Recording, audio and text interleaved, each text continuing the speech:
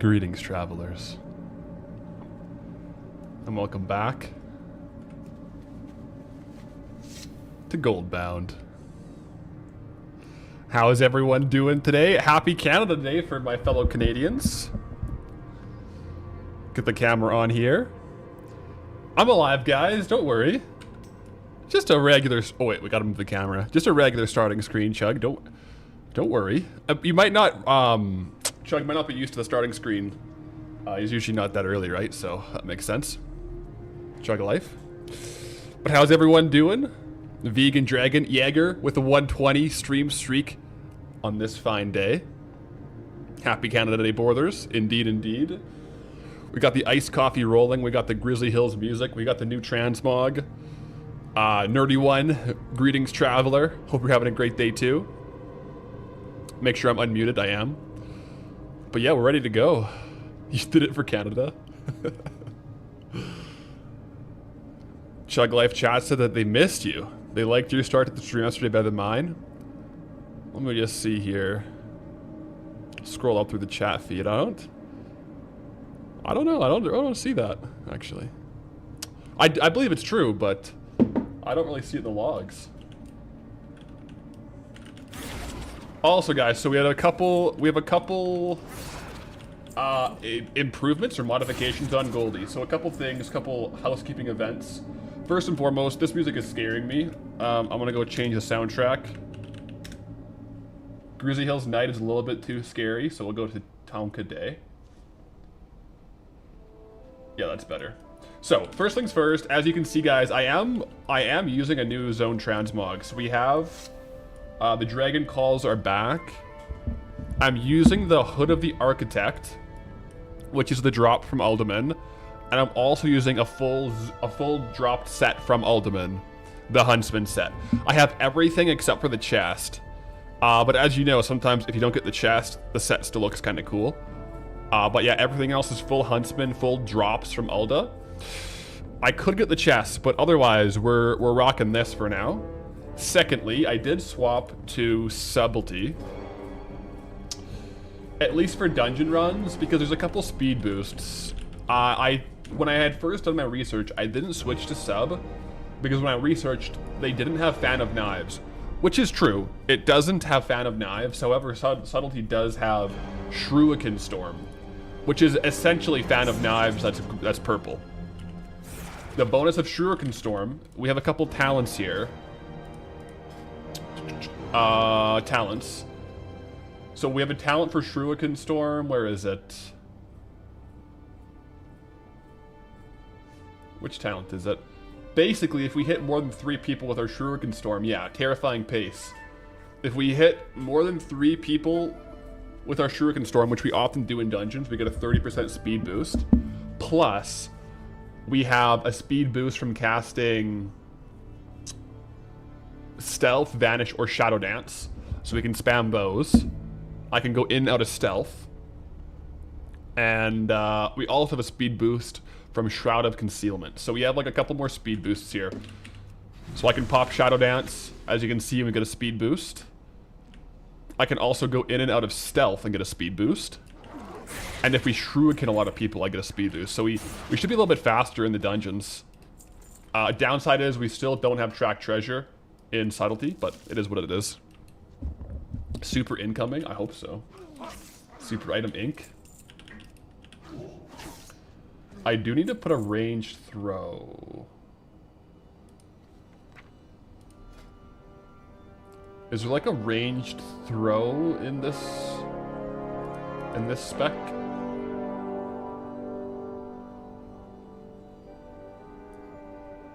I don't know if there is like a singular a Shuriken toss, yeah. Yeah, that's good. 30-yard range, so that's similar to pistol shot or poison dagger. Sweet. Every time I say that, you feel compelled to yell Hadouken for the Shuriken Storm. Understandable. Extremely understandable. It's kind of a cool throw. It's a slower kill, it seems, than the other ones. Let me see if I can get a tag of 3 mobs here for the speed boost. Yeah, so you get a slight boost. We also have our Dragon's Call weapons out, so if as I'm killing here, we'll get the dragon spawned, which is kind of cool. At least the chests in here are easy to spot. That's true, yeah, the chests in the dungeon, like, we know the locations of, so we can generally find them. And I think when I'm in the overworld, out in actual Badlands, I'll more so just be in Outlaw anyways, so I'll be able to track treasure that way. What's the rarest mount drop for me on my main? I think a lot of mounts, it's like a similar rarity. I mean, statistically speaking, we can look at it statistically. Because I have the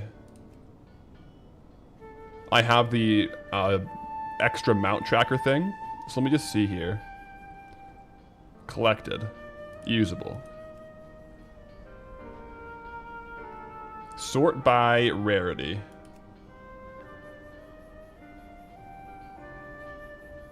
So I should be able to just scroll down, right?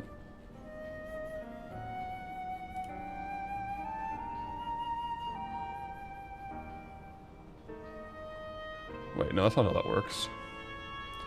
Basically, I don't really know what my rarest mount is. It would have to be based on drop rates. I think I probably have a lot of mounts that are a similar drop rate, because like a lot of times they'll be like 0.5%, right? Or like a TCG mount.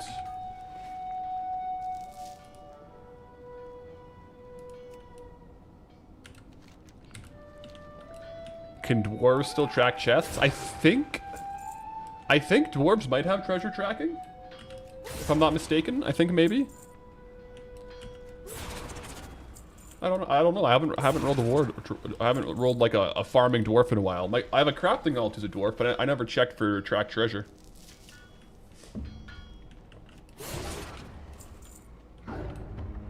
Yo, Sam Edwards, greetings, traveler. Welcome in. Let's swap over to Outlaw Rogue. Perfect. And now I can track my own treasure, because I do want to do a certain dual gathering farm right off the get-go. So, was it Monday? We did like a regular herb and ore loop. I think we can improve upon that pretty drastically if we do this. So here's the idea. The highest value herbs are pretty much all the dragon's breath in the dragon's mouth. So my plan is to do one lap around the whole zone, getting only mithril, and then clear out the whole dragon's breath area. Then a lap of all mithril and the dragon's breath. So I should only be getting mithril and dragon's breath, no other herbs. I actually think that's going to substantially increase the gold per hour by a lot. That's my theory for dual gathering, because the other herbs are not that great. So let me just get rid of the mithril and the dragon's breath that I have on me, and we'll get farming it while we get chatting here. Sup, big dog? Yo, red dye. How's it going? Dragon's teeth. I keep thinking it's dragon's breath. I don't know why I think it's dragon's breath. Maybe I'm thinking of like baby's breath, the flower. Probably. They replaced dwarf track treasure with archaeology fragments. Ah. So they get extra archaeology fragments from doing archaeology. So is Outlaw Rogue the only class or only thing with track treasure? It's definitely handy when you're out farming. I will say that. Okay, guys.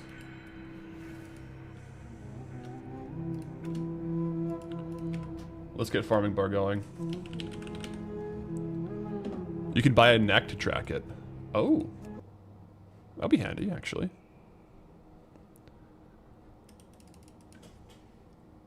Vegan Dragon, almost a month in Gilneas. Almost getting 130k gold. Surprised. Oh, you're in Gilneas. Yeah. What's the angle there? Is there any herbs and ore, or is it is it all just like rare spawns? I think there's a couple rare spawns in Gilneas, right? I haven't researched it myself, so I'm not too sure.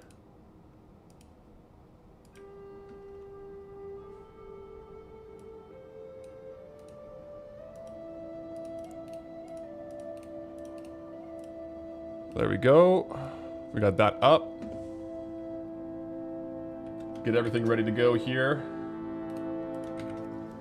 This one, this hour, I think it's going to be the best, so I do want to try it with the Darkmoon Firewater. And, yeah, we're off to the races. Let's go. Oh.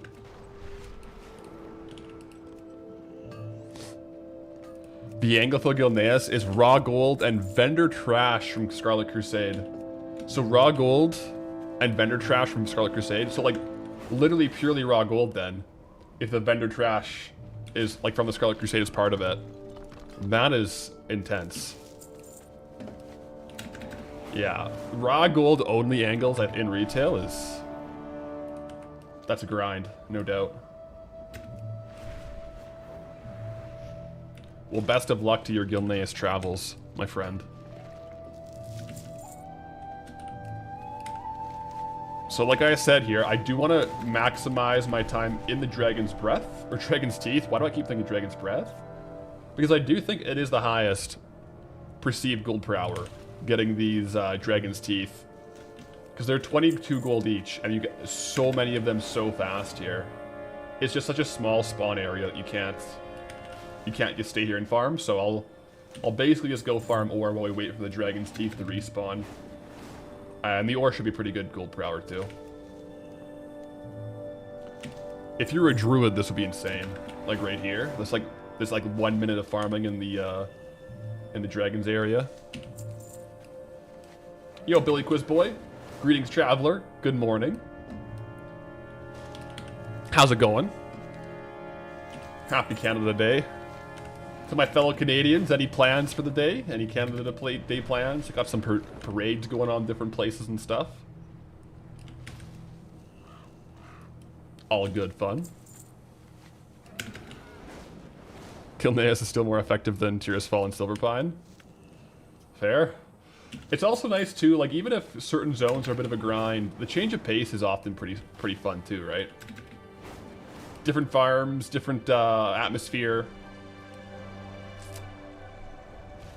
That's kind of why, like, it was nice going from Bashir, Wetlands, Lochbadan, and Dustballow to this zone, which is a completely different vibe. Chug, you hate solo self-found. I mean, if you really want to, you can turn it off.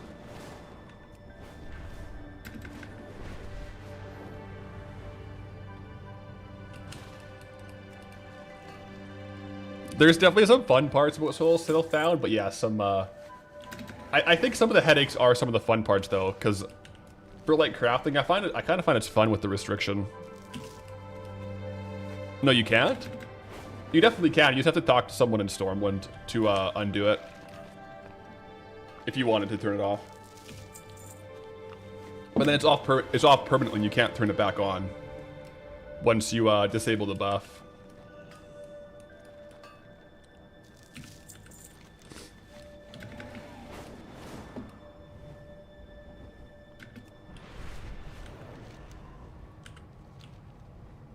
Get the mithril here.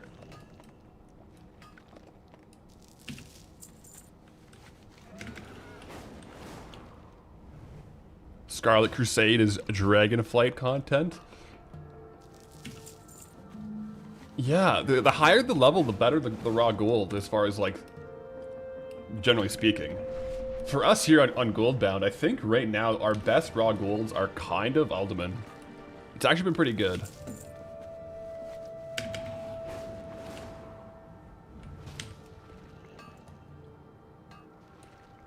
Like all the gold that we have right now is from Alderman. I started this zone with 0.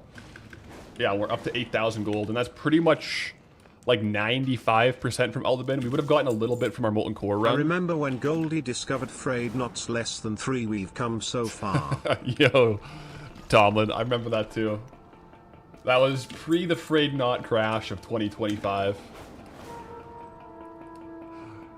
Thanks for the tier 1, brother. Hope you're having a good day. What's the token price today? It's been fluctuating. Let me have a quick check. 262. It kind of seems like NA token's been hovering between like 250 and 270 pretty frequently, so 262 is a pretty standard value, I think.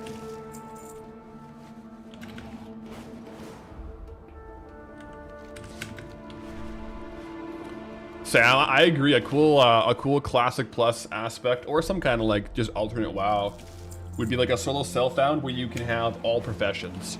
But yeah, it would have to be like solo self-found that you can't turn off.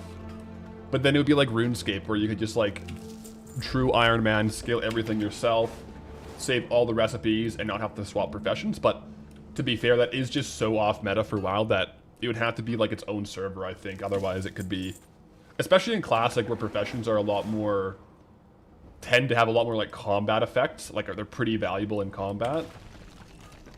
I feel like it might have to be its own like server where it's like solo self-found, like jack of all trades type of thing. But I do agree that'd be very cool. That'd be a cool game style. Yo, Zard. Haven't been here that early for a while. Hello, hello. Greetings from Poland. Yo, greetings, traveler. Tabs is up. I will be getting the rare spawns as we go through today. It does mean I'll have to change, or I won't be able to rely on the market value on Trade Skill Master or on Loot Appraiser, but I'll just add it all up after the hour.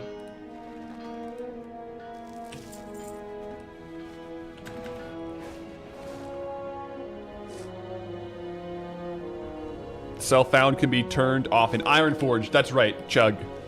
The self-found can be toggled by talking in Ironforge. Hall of the Explorers. Apprentice Watcher. Yeah, that's where you can talk to him and say you don't want to walk this path anymore. And it'll remove your buff, and you're no longer solo self-found, but you can't get the buff back.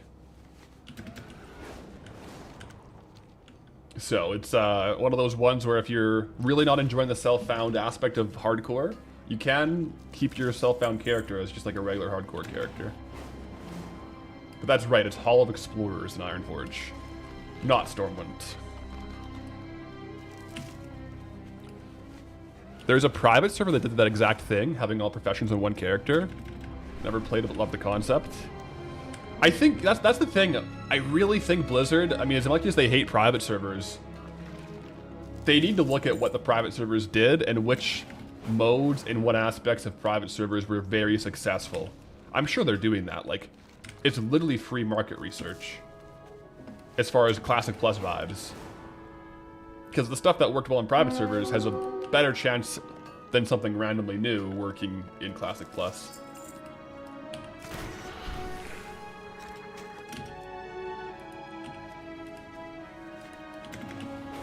So we're coming around our first lap here. As you can tell, one lap so far has been 15 Dragon's Breath and 72 Mithril Ore. We'll get a few more Mithril Ore for sure, and hopefully, if my calculations are correct, by the time we get back to the Dragon's Mouth area place, the Dragon's Scar, hopefully all the Dragon's Teeth will be back.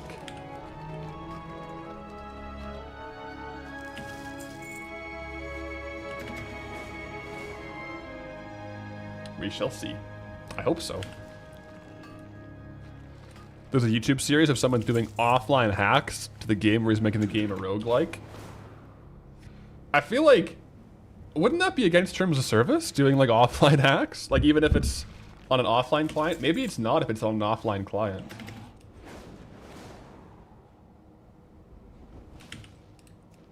But to be fair, for a solo self-found hardcore run, it could be an offline game. That is the big critique of self-found, is it kind of removes some aspects of the kind of like massively multiplayer aspect. You still have dungeons and guilds and stuff though you can play with, so that's the counter argument, I suppose. Alphedius, greetings traveler. It's going well here, how are you doing? How long do I think it'll take to finish the rest of Kalimdor and Eastern Kingdoms?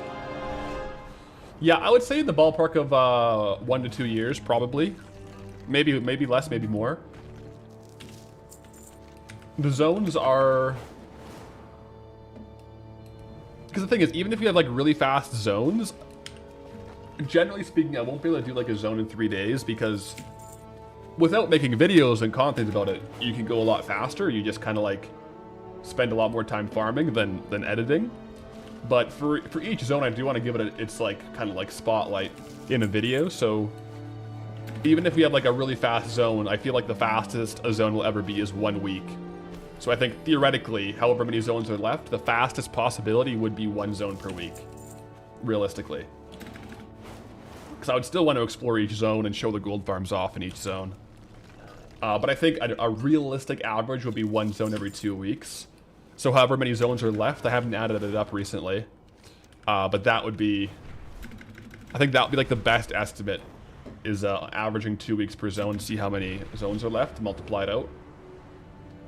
But I don't know how many are left in Eastern Kingdoms of Kalimdor. I'd have to add it up. It's probably like 30, if I had to guess.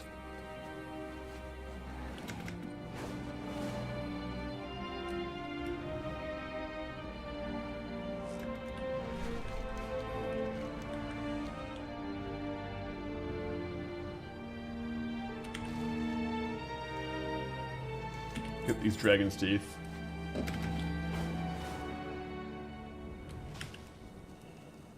But yeah, we'll see. We'll I kind of just go at the pace it unfolds, you know. Sometimes it's a little bit faster, but sometimes it's a little bit slower. The earlier zones were definitely on average slower than the more recent zones.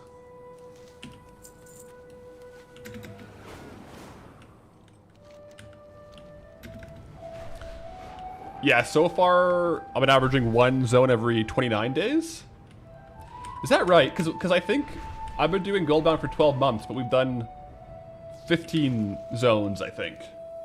So it might be, maybe that must not be counting the forfeit zones, I suppose. Then that would make sense. But yeah, Elwyn took a lot longer.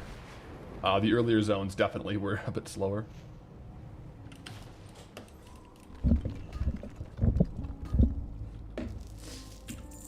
Are we at 15? Thought 14? Yeah, Badlands is number 16, so 15 completed, and Badlands is the 16th zone. I have them all written down there for this exact reason, because it's so hard to remember them all. But it's 15 completed zones, including forfeit zones. So 13 regular world zones completed. Badlands is the 14th regular world zone that we've entered.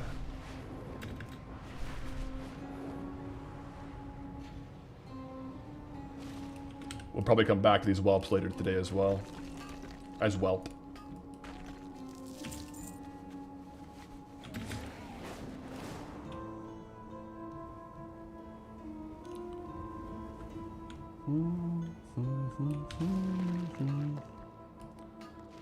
With 16 zone unlocks, average of about 1 zone every 25.5 days. Yeah, that sounds about right. Especially with the earlier zones bringing it down a little bit. I feel like recently we've been averaging 2 to 3 weeks per zone. The last couple.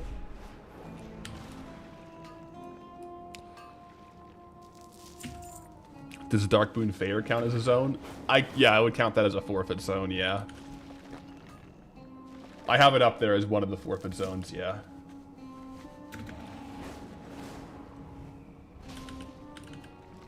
The gold per hour is going to be high because it has some rare spawn loot. But so far it's going up. We'll add it all up after. The Mithril and the Dragon's Breath. Cash stack is at 8,000 gold at the moment. Which is pretty much all just the raw gold from Elderman.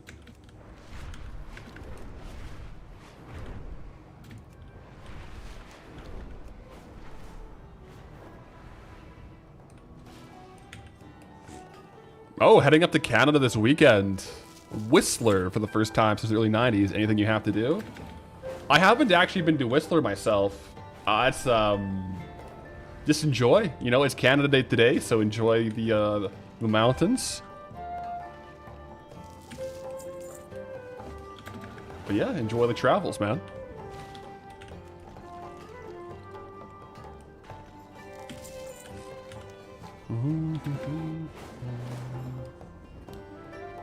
Once we have a large amount of transmog stock, it should accelerate over time. It kind of has. It's a weird thing though, where I have a lot of transmog stock from old zones, right? But because I'm not restocking those zones, we end up selling some items, and we end up selling like the better items, like the better transmog items for each zone. But as we go, we kind of have like from Elwyn all like the super duper slow selling items left. So a lot of our backlog is kind of slow selling because we're not restocking the fast selling ones from the old zones. But I have noticed recently, in general, our transmog calls from the backlog have improved. Like it was a big amount, like backlog transmog for Dustwell though. Quite substantial.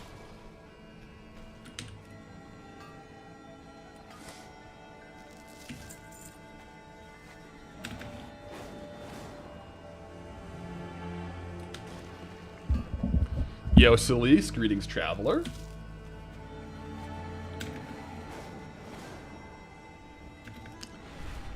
Wait, someone has 15,000 dragon's teeth and they're trying to control the market? Well, that's kind of good for us, because if they have 15,000, it probably means, like, if we... Yo. Yo. Itchy Betty, greetings, traveler with a Twitch Prime.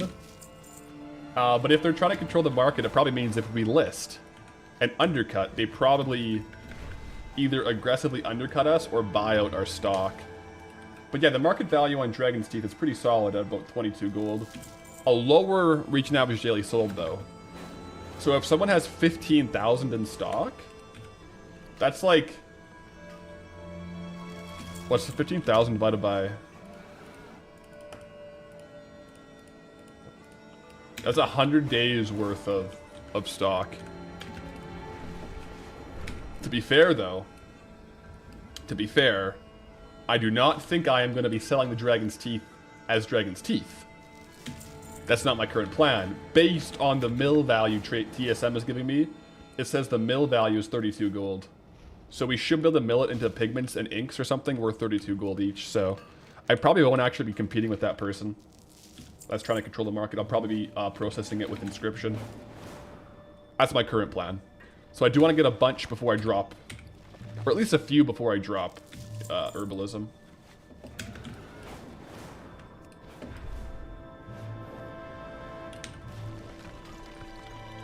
Lowest price that I list transmog for? I generally, it's like 800 to 1,000 gold. It is a little bit of a... It's not like a hard line on minimum price for my transmog. It's a mixture, like a holistic view. For example, I'll probably list an item that is 700 gold, but has a really high average sale rate. Like it sells very frequently. Whereas an item that's like 900 gold with like a 0.0001 sale rate, I might not list it. So right around the 750 gold is when like it's a bit of a assessment on what the value is going to be. Below 500 for sure, though. Below 600, I don't really sell. Below 600, it's kind of just like, I'm going to vendor it for the 50 gold or the 10 gold that it is. But I'm at a point now where my transmog reposts take about 45 minutes, so I kind of do need to trim it down even more. And then over time, you'll notice, even if as you're assessing the items when you get them, the transmog, like over time, some items drop in price, and so you have to cancel them and just vendor them anyways.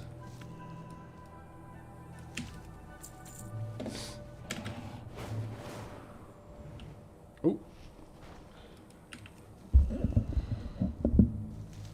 You got a transmog today from Hillsbrad that costs 100 to 800k. Learned it though. Yo, grats. Wonder what that is. What transmog piece? That's no small amount. You're going for the collection log then, hey? Respectful.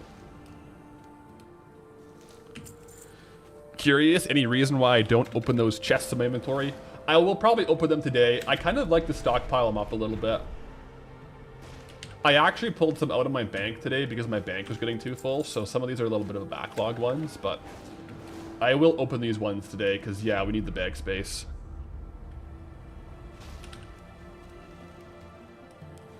Can you mine the giant in the middle? You can, and it's actually kind of funny. He's the only way to get thorium in this zone.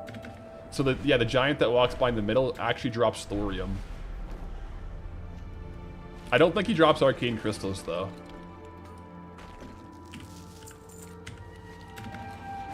Yeah, I killed him the other day, and I mined him, and it was a thorium node, to my surprise. So if in a different world where we unlocked Badlands early, it might have been our first access to thorium, which would be kind of funny. Just on one, like, molten giant or whatever it is.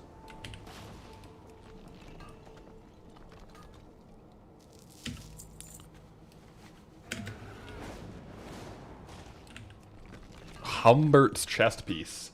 Oh, that actually rings a bell. Humbert's chest piece. I know a lot of people that if they get a rare item, if they don't have the appearance learned, they do indeed just equip it, and they'll sell the second one. Am I pro or anti-transmog for Classic Plus? That's a good question. I actually haven't thought about it too much, but my initial knee-jerk reaction is I'm anti-transmog for Classic Plus. I think a really cool part about, especially in like base level MMOs, is walking into a major city, and you know like some really cool items that are hard to get and are super powerful, and if you see someone wearing it, it's like a status symbol. So, as much as I love transmog, I don't think it should be in Classic Plus. I do think they should have it so, however they do this, so that more old dungeons and raid sets are good in certain circumstances. You know what I mean? Like maybe they lean a little bit more heavily on new content into like there's like a nature raid, and all of a sudden like this one set from Molten Core that has like really high nature resistance is good again. I think that kind of thing would be cool, where it's more so you build your set around the encounter, and a lot of sets are similar strength levels, if that makes sense. But yeah, I don't think transmog should be in Classic Plus.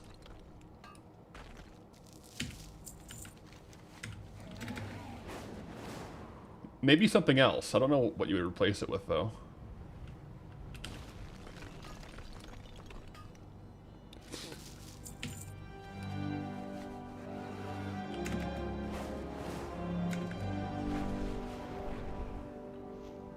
Where's this one at?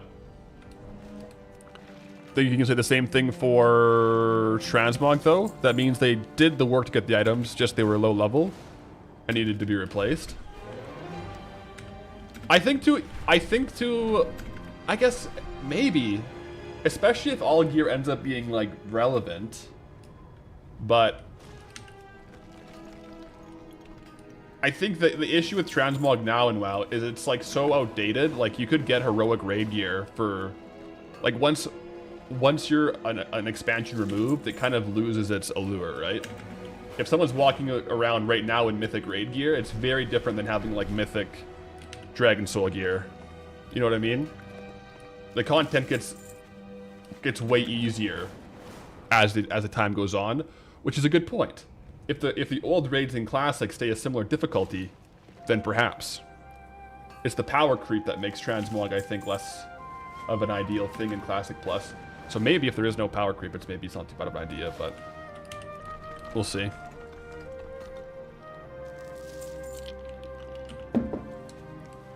I think if they went that way, yeah, you kind of have to have like an infinite bank almost. Void storage or something like that. Yeah.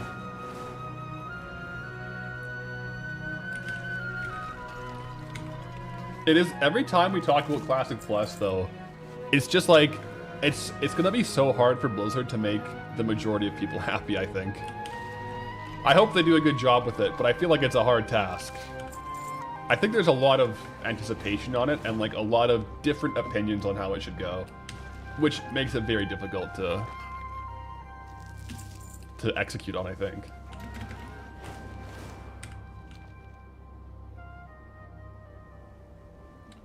But guys, all right, so it's Canada Day here.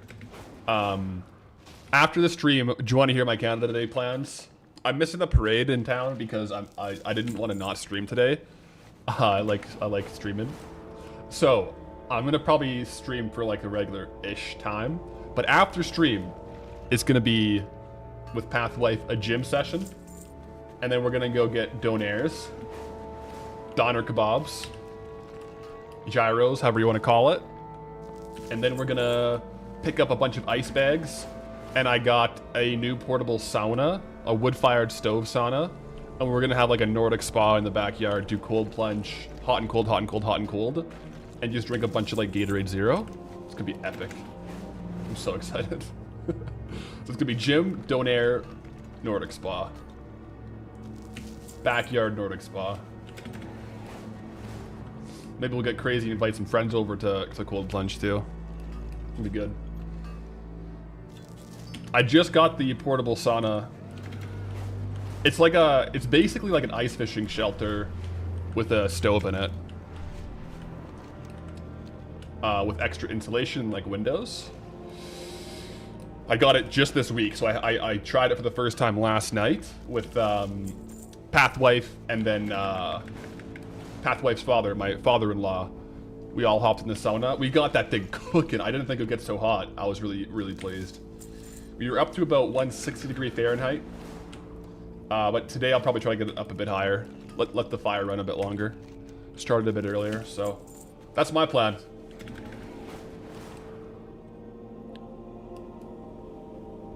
Ice fishing stream this winter. That's my plan. I have plans for it. Yes. Yo, Sapsy, greetings, traveler with a Twitch Prime. How you doing? That sounds great. I'm really looking forward to it. It's gonna be a good evening. A really fun evening, I think. It'll also be good for my back, because I did tweak my back training, so a little hot, cold relaxation therapy will do me good. Great pronunciation on sauna. Yeah, I do a little bit more of the traditional Finnish pronunciation on it, I think.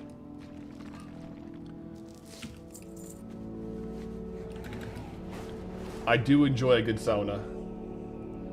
I was looking at getting like an actual like one built or building one myself, but I don't really trust my handiwork that well. And if you get them prefab, they're quite expensive. So for this year, I'm definitely just using like the portable one, which is absolutely ripping. I just don't know how long it'll last, but maybe I'll do a review on it or something. The cool thing about it though is it is portable, so you could like take it to the lake. You know, you could take it to a lake or to a river and go from hot to cold that way.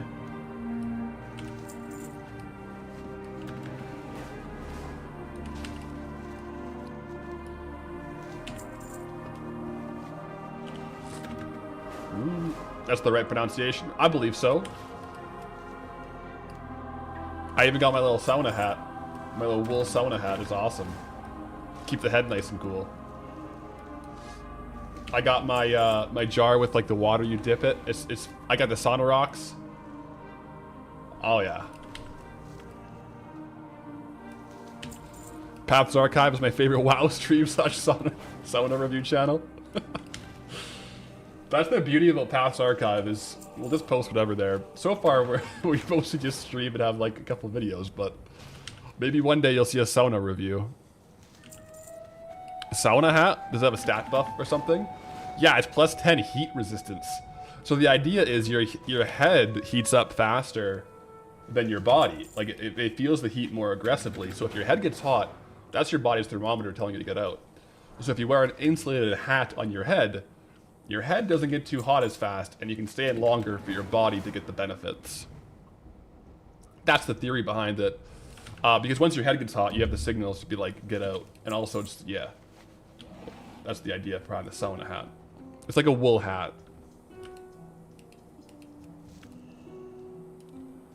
LAN party in the sauna. Oh my goodness. I'll probably boot it up. Probably will.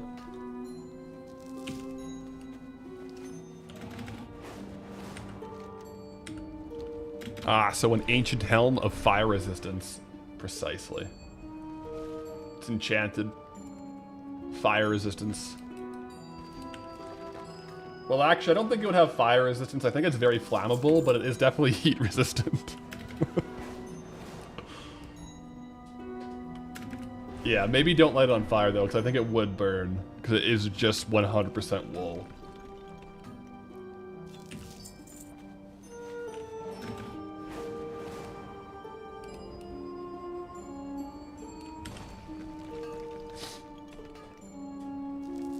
Almost as good as your favorite motorcycle / piano manufacturer, Yamaha.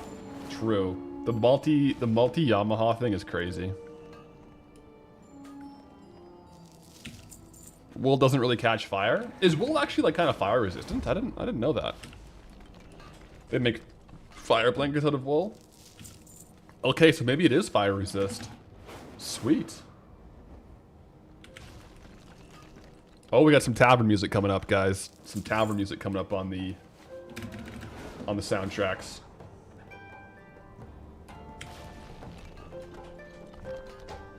It wool burn wooled it. We'll come back here. I'm gonna go for some whelps today. Come back later. I do have a lot of farms I want to test out in Badlands. I didn't know that. If anything, I thought wool would have been more flammable. Me too. I thought so as well, to be quite honest. But to be fair, I haven't really tried to light my wool clothes or like my wool hat on fire. Wool is self-extinguishing. Oh.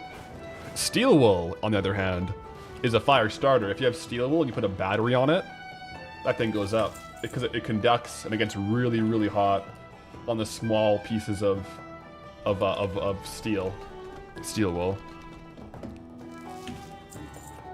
Coasty Toaster, greetings traveler.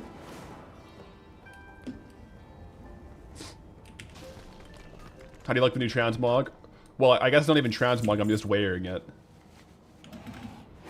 I've mixed the Helm of Idle Architects with the Huntsman set. Sans chest piece. I feel like Goldie just has the worst RNG for getting chest piece drops.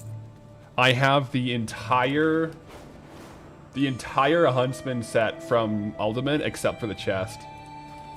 It was the same thing with the Traveler set, same thing with the Night Slayer set. The chest pieces just do not want to drop for me.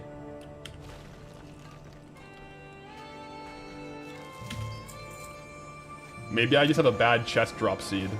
Is that possible? It's probably not possible. Maybe it's just cope.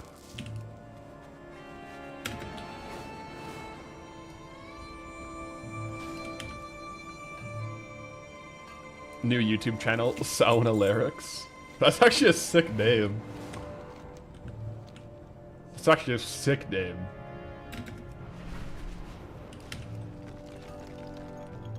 Shirtless locked. Go chestless until Night Slayer drops. Ooh. We actually could. I like Night Slayer itself, I don't think is a set that looks very great without the chest equipped. But we could just not wear a chest until we get Night Slayer. The next chest we equip has to be Night Slayer chest. I mean, that's kind of epic. I am rocking Dragon's Calls as well, just because it matches the set.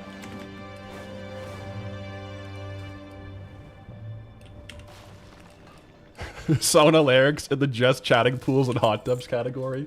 Oh my goodness, guys. That would actually be hilarious.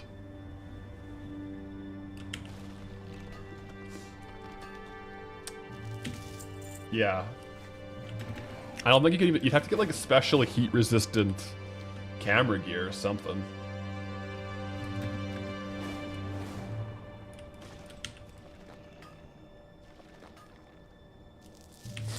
Yo, question, would I ever make a goblin bank alt for Goldie? A goblin bank alt. The reason you ask is for the goblin ratio where you get the best possible prices on all vendor items. They're almost required to get the mats for crafting.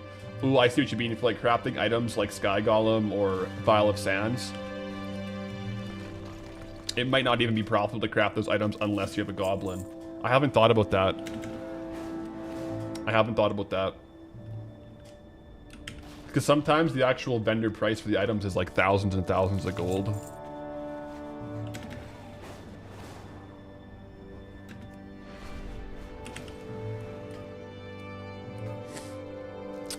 I'd have to think about that. Maybe, how would we ever unlock Goblin starting area as a crafting alt? Because then the Goblin could just be like a crafting alt, but like a bartering alt that we just send gold to and he just buys for us. But yeah, we would. I feel like we would have to unlock the Goblin starting area for sure to do that. As like an alt, a warband alt.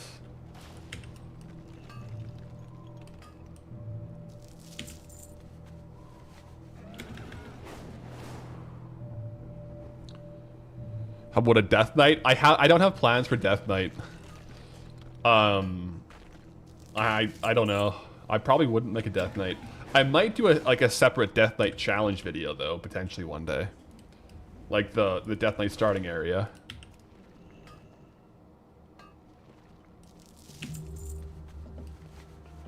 Cause yeah, what expansion did goblins come out in?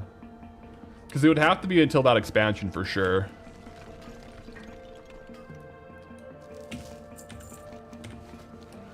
And then it was Cataclysm. Yeah, so I think I'd have to wait for that. Logistically.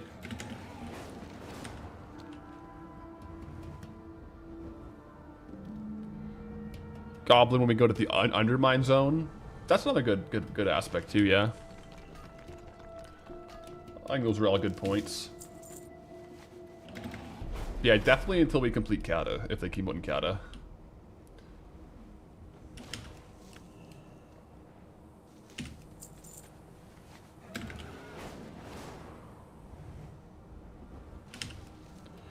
I think this gold per hour is actually going to pace really well. I think this is definitely the move for dual gathering. Exactly what we're doing, like going into the center for Dragon's Teeth and then the perimeter for Mithril. I wonder if maybe I'm letting it spawn too long. Maybe every half of the loop I should do the Dragon's Teeth if it spawns fast. Because I think the Dragon's Teeth is higher gold per hour than the Mithril. I know it is. Like the active time you're mining or you're gathering the herbs here, it's higher gold per hour than Mithril. So if we can get an extra loop in every lap, I think that's better. Yeah, I don't have the gold tally on. Once we're done this farm loop, I'll probably enable the gold tracker. I just forgot to throw it up there.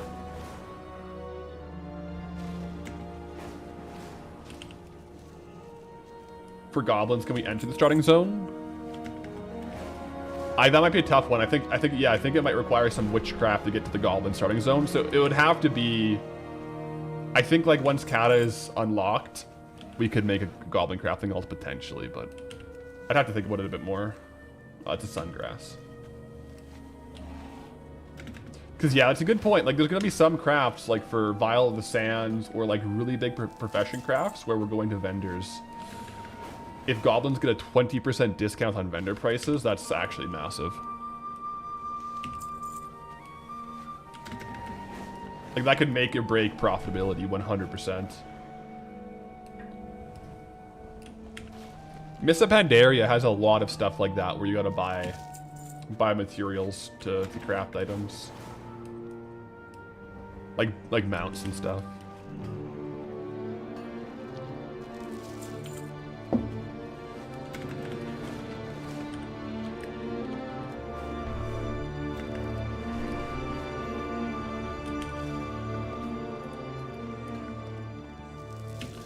Keep in mind, the actual gold per hour here is including some rare spawn, like transmog, so I'm gonna have to add it up myself after.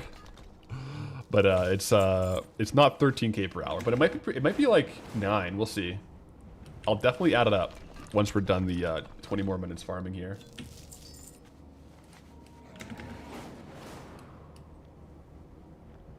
It could be quite good.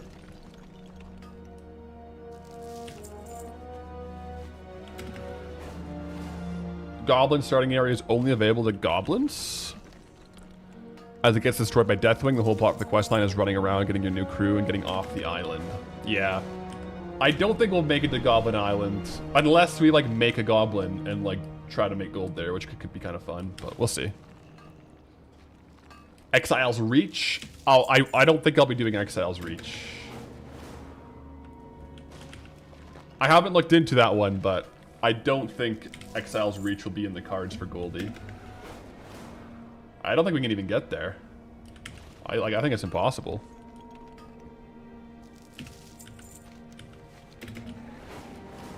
Maybe it's possible somehow, but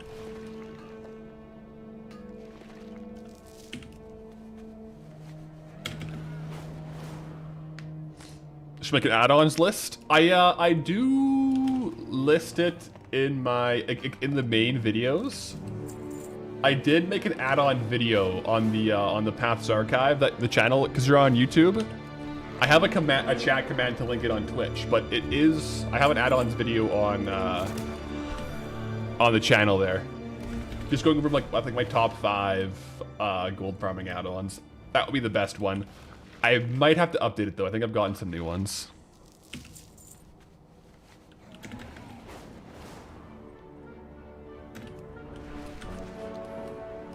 Let me see here. I don't know. Yeah, so we can't come back yet. They're not spawned, so we do have to do a full lap.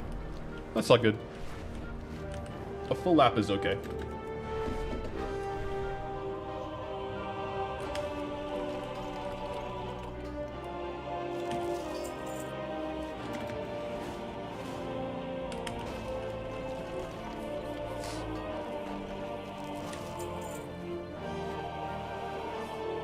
You'll have to go as Collect, go as Goldie in disguise. Navel did Burning Crusade swing zones in that way.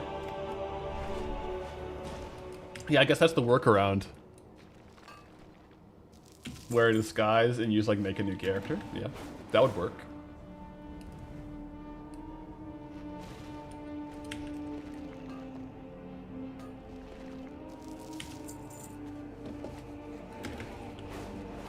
Yeah, a lot of starting zones, especially those ones like Exile's Reach or Goblin, I don't think there's... I mean, correct me if I'm wrong, but I don't think there's any profession trainers and stuff. Like, I think it's a raw gold angle in most of those zones.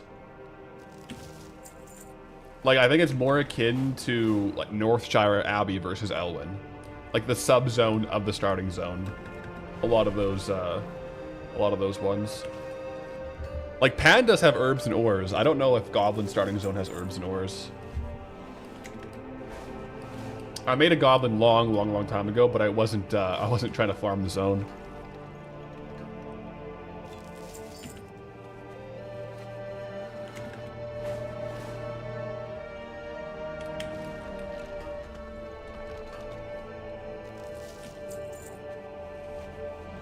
You can start a crafting alt there, though.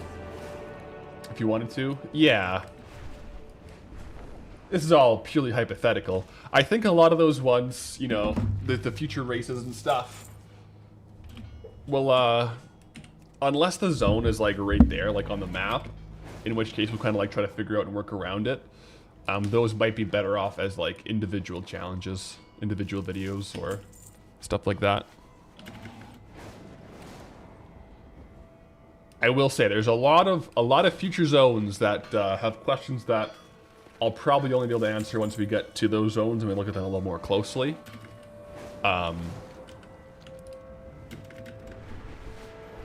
Especially a lot of those starting zones, or like, for example, like different paths, like which zones open up pathways to other zones.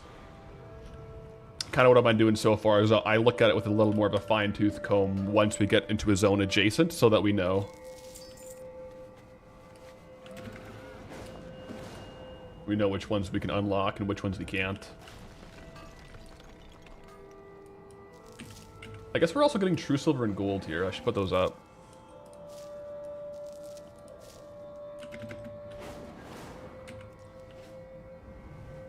Although, ooh, you know what? I might have had some gold already. I might have to scroll through and add up how much gold I got, because I think I had a little true silver and a little gold already in the bags. I forgot we got some of that.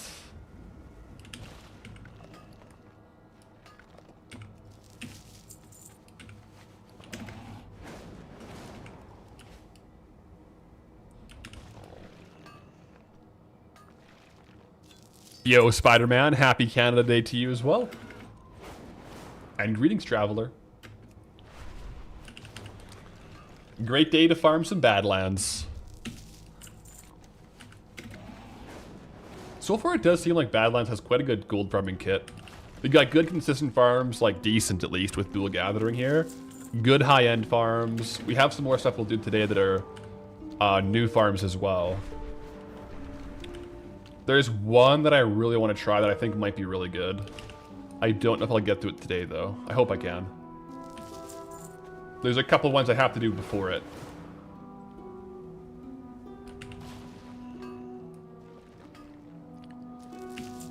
Yeah, there'll definitely be some logistics here, so we'll see.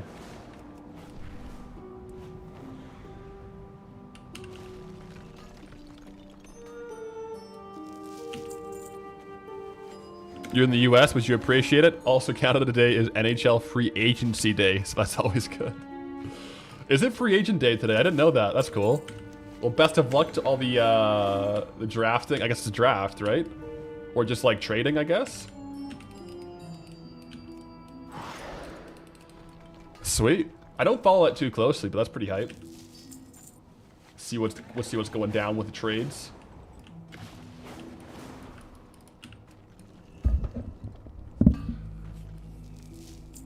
Trading drafting was last week. Right on. Time for some trades. It's crazy how it is literally kind of like trading cards. But it's like people and players.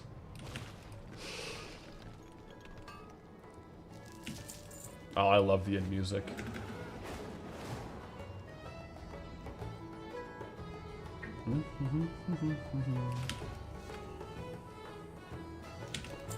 We'll grab these dragon's teeth.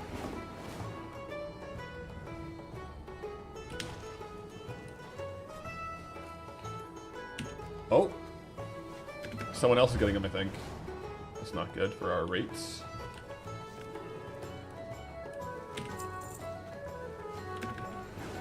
Hopefully there's some more here. Otherwise, yeah, someone might have just came through and gotten them. The Dragon's Teeth Cartel, the Mafia.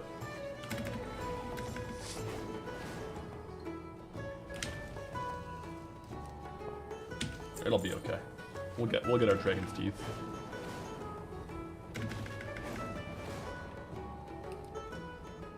Ba-dum.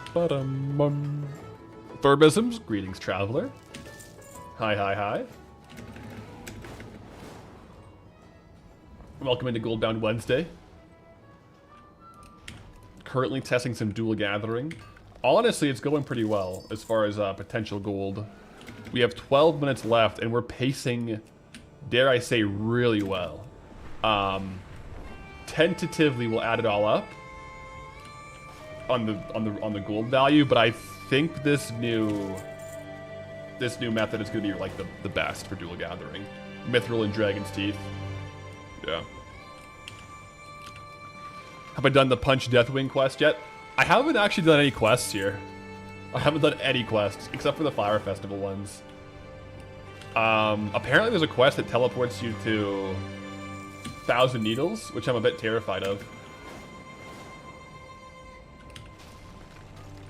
A little bit scary.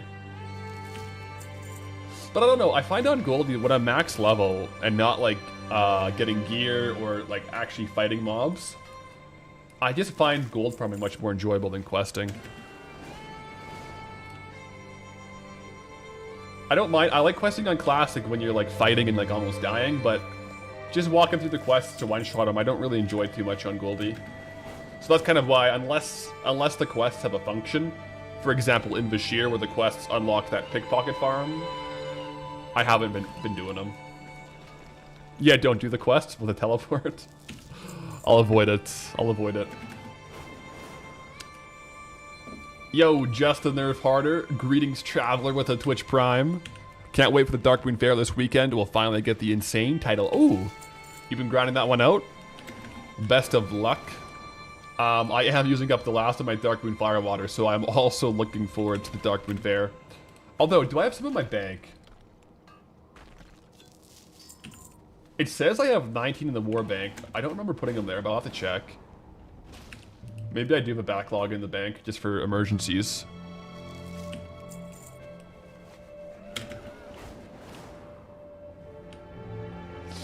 I should have frozen the XP at max for the areas I'm farming, which is 30. I thought about it at the time. I think it's better for like a collection challenge, whereas gold farming, I think that would really substantially impede the relatability of the gold farming, right? Because basically, a lot of gold farms, unless you're one-shotting, it's really, really bad, right? Like, we would probably get like 30% lower gold per hour as like a questing character. And it's not relatable for comparable farms, right? I thought about it, and I do think there's like definitely some validity to it, but I think it's a bit cooler from a collection log standpoint. But it would make the combat more fun.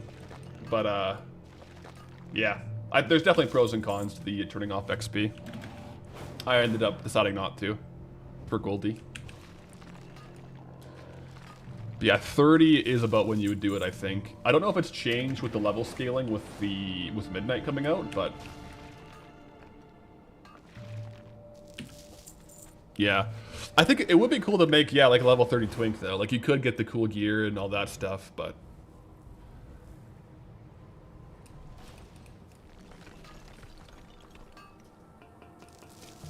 is this Badlands music? No, I can't stand Badlands music.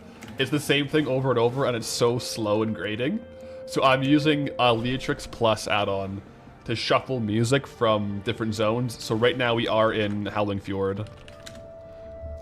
Tuskar Day number 125565. Once Howling Fjord is up, we will take requests. We will take requests for different zones. Honestly though, I can't stand the basic Badlands music. Ultimate has good music. Badlands itself is... It's like... It's almost like unsettling meditation music is the best way to put it.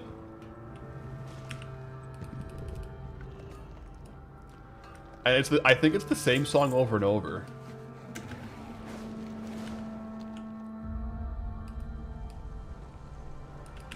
So this gives us a variety. It's not called Goodlands, true. Howling Fjord is some of the best music. Yeah, a lot of the Wrath zones, in my opinion, have really good soundtracks. Can you request Exile's Reach Alliance version? I could try it out after. I'll have to remember that. Exile's Reach Alliance version. I'll give it a listen.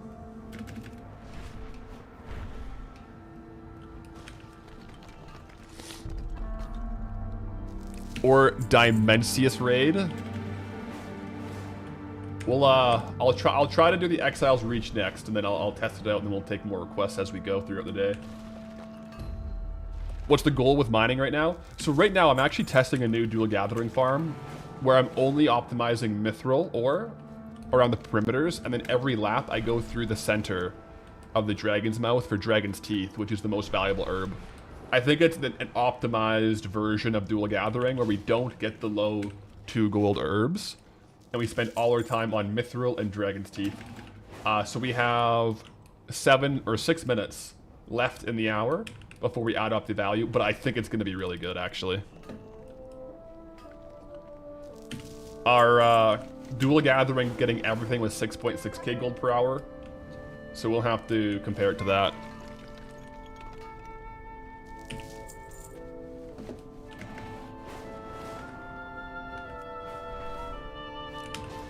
I mean, we're already at almost 600 mithril ore for an hour. That is no joke good rates.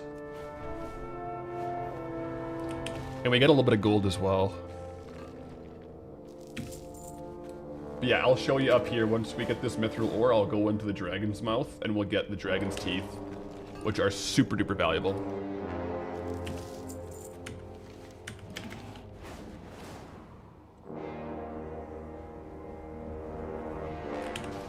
We get a lot of gold too. Gold's worth a lot as well, so it's always good to get.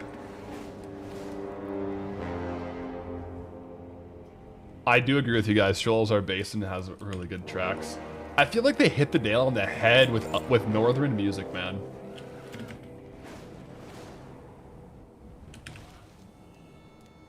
Northern music just has that vibe.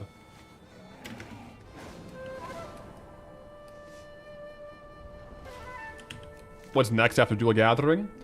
I got a couple farms, couple farms in mind to test. There's one I want to do, but I have to wait later to do it. And then 2 other ones I want to test today, so it'll be one of those.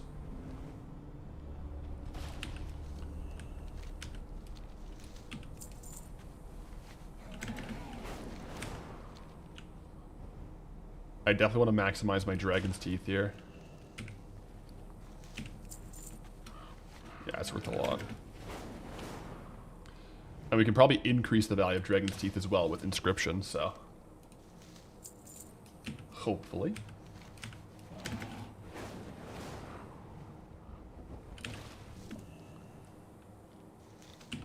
I think we might be at the end.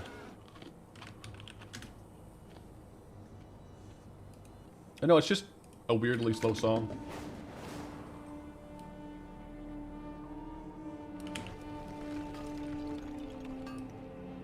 Roger that. And then we loop back out to kind of where we left off for the minerals.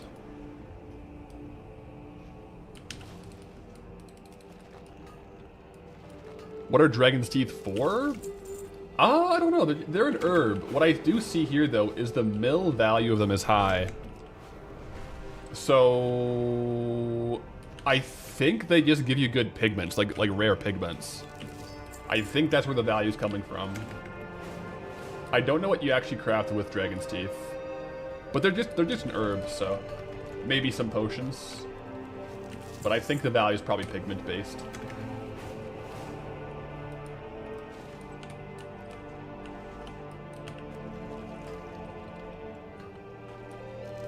When's the next OSRS video? There's none planned, so probably a while. I can say that. I don't have one in the chamber.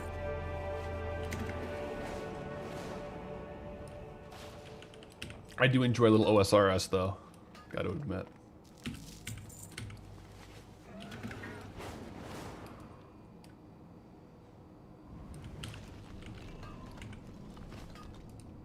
All right, 2.5 minutes.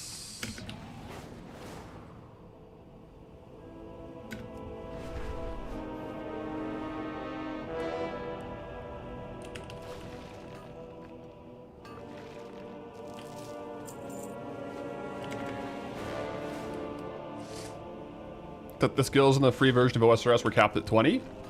No, I think you might be thinking of like the free trial of WoW used to be level capped at level 20.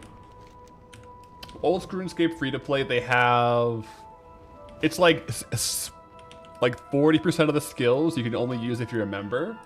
But even then, like as you get a higher level in the skills on free to play, a lot of the, for example, like it would be like in World of Warcraft, if as a free to play player you could max out mining, but you could only mine like copper, iron, and like up to like mithril, and then, well, no, it would be like if you could mine like copper, tin, silver, iron, and it capped out there, and then full version was like mithril, thorium, arcane crystals.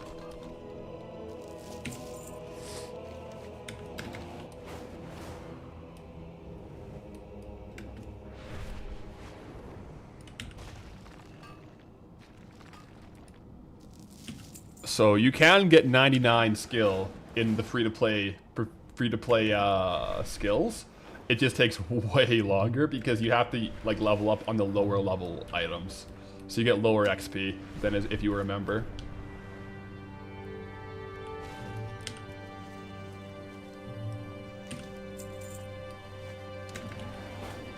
Alright, let's see where the value's at here.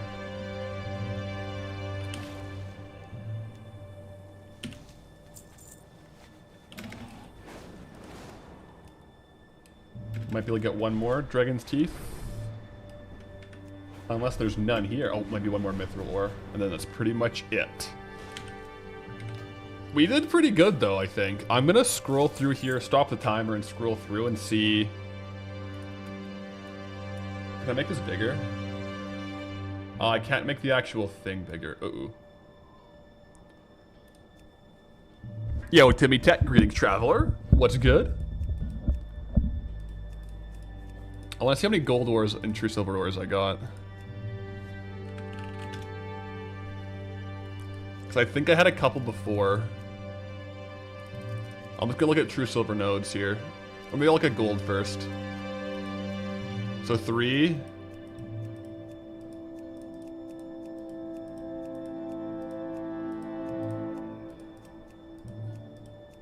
Oh, what was that? 6.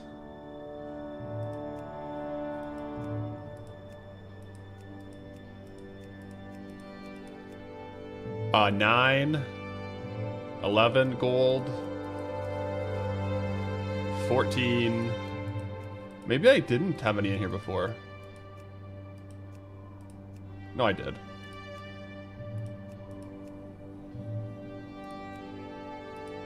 It might be skipping some. Yeah, it is. 14, 17. So I think I got 17 gold ore.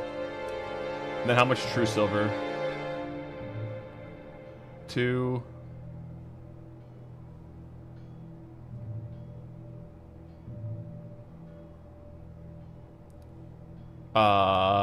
6, 2, 4, 6.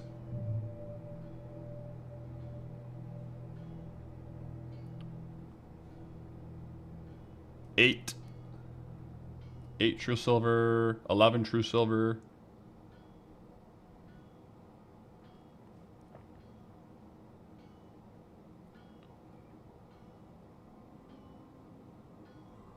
$13 true silver. I might have missed a couple of the golds, actually. 16 true silver. I really wish I just sold the ones I had in my bags. I didn't realize that we got these ones too.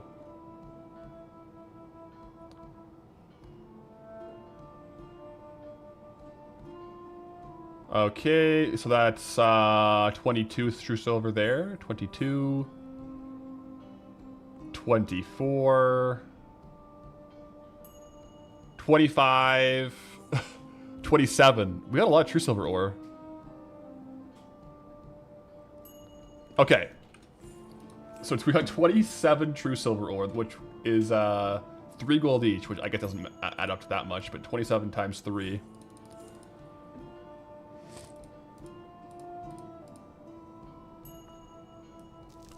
So 81 gold from that. And then we got about 25 of these, so I'll just say it's 250, because it's going to be pretty variable. The big ones here is going to be the stones. Well, not super massive, but the stones do add up to about 380 gold. The solid stones. And then we got 652 mithril ore. Wait, I had 0 true silver on my bar? Okay, so I'll add another 50 gold after. How much gold ore did I have at the beginning? Yeah, I guess I can just scroll back in the VOD. But as far as mithril goes, that's 5,200 gold in mithril. Jeez. And then we have Dragon's Breath. In the base value, not counting potentially milling it, that's 2,633 gold. I'm also going to add up the additional 50 gold from the true silver that we had. Ooh. Did we get anything else? I guess we got 2 silver, so plus 40. Gold ore wasn't tracked earlier. Yeah, I put it on after, I guess. I'm pretty sure I got about 25. So, the total gold per hour, that's good. 8,600 gold per hour. That is an improvement of about 2,000 gold per hour over just dual gathering, just by optimizing the route to do Mithril and Dragon's Teeth. That's actually really good. I'm super stoked with that, actually. Sweet. Yeah, I mean, the big ones for sure are these two right here. Like, just right there, that's a ton of value.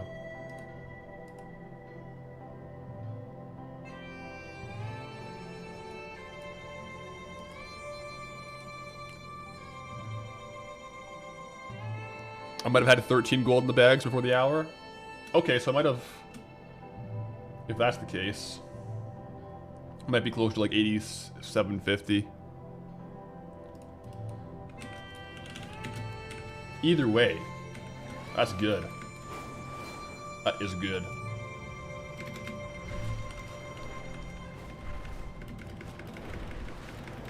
Did I get anything good from yesterday's raid clears?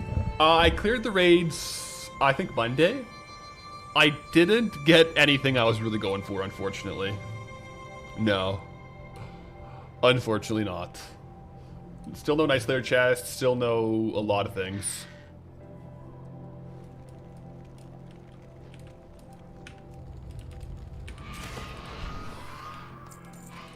Ooh, yeah, I didn't want to do this one yet. I want skinning for this. I might, This is a tough one. So the whelps here drop the dark whelpling. There's definitely two angles. You either skin or you don't skin. I think you get fewer kills per hour by skinning, but skinning's probably also good. So maybe I'll test a little bit how like my kill rates without skinning first. Because right now I don't have skinning, obviously. And I'll just run around and kill. Let's go. You. Oh, 1 sec. I gotta change my macro.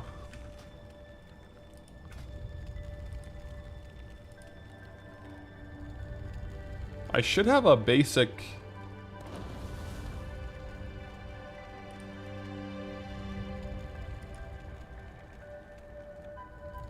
I thought I just had like a macro that was like target enemy macro. Yeah, there we go. Oh, there was one right above it. Yeah, so I can just literally like run around and spam that to get these guys, which will be good. So current kills, I'm gonna wait for the timer to be at 50 because I want to have like a set amount of kills on these guys, and really just go for how my kills per hour are. Right, like if I loot these all up, new session, we're at 50 total kills, I can just start going, and we'll know a bit more exactly like my actual kills per hour. But for this, we might run out of energy because I'm literally just gonna run around killing.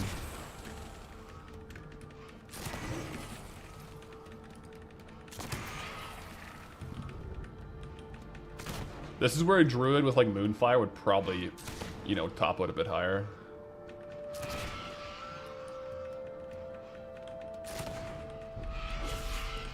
I do have Thistle Tea in that macro as well, so it's...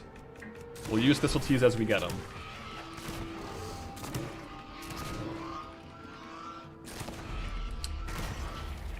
This could be a lot of kills per hour.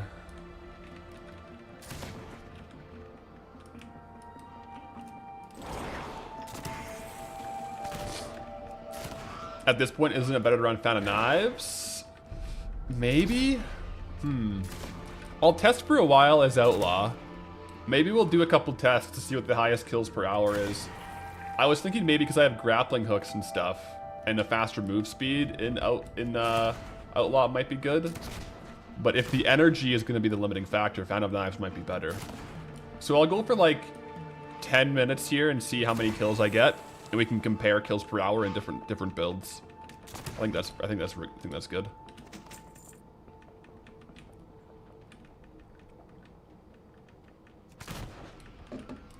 I'll kind of loot as I go, though.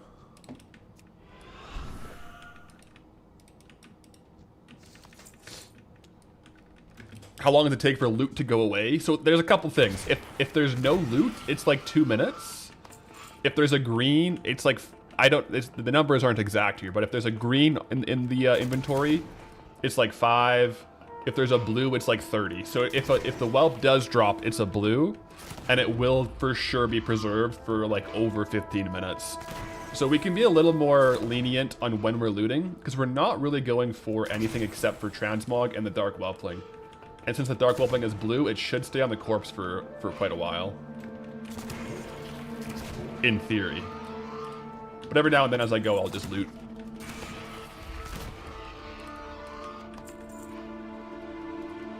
We have the Dragon's Calls as well to increase drop rates of dark whelplings, hopefully. But yeah, I think, like, I can't even imagine if you had 5 druids in a group here, how many kills per hour you would get. It'd be a lot.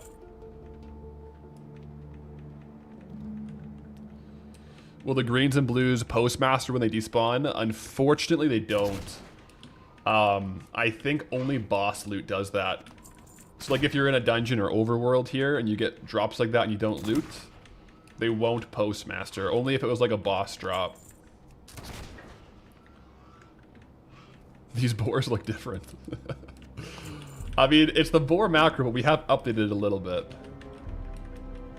Wait, are they slowing down the spawns?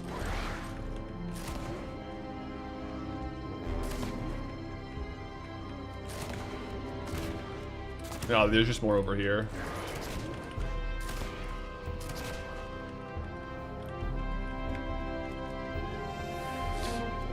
You have 30 minutes though? Yeah, with the blue, you have a lot of leniency, so. I think it'll be an interesting comparison of doing this farm without skinning versus with. Right? Because without skinning, we'll for sure get more kills per hour. But with skinning, it's probably a decent, like, heavy leather farm. I would imagine.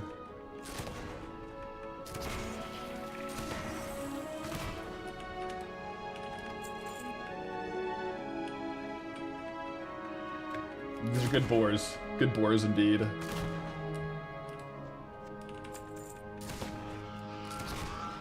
Basically in a 5-man, you only loot every 20 to 25 minutes.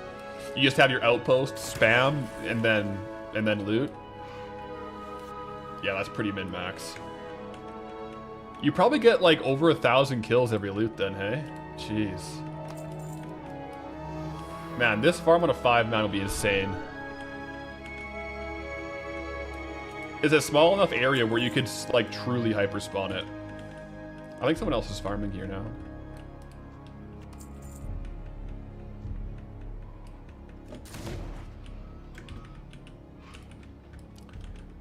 We finally have an answer to when boars fly question. I guess it's now. I guess it's now. I mean, we're already only 5 minutes in and we've gotten almost like 70, or I guess, yeah, like 78 kills. So we're pacing pretty well.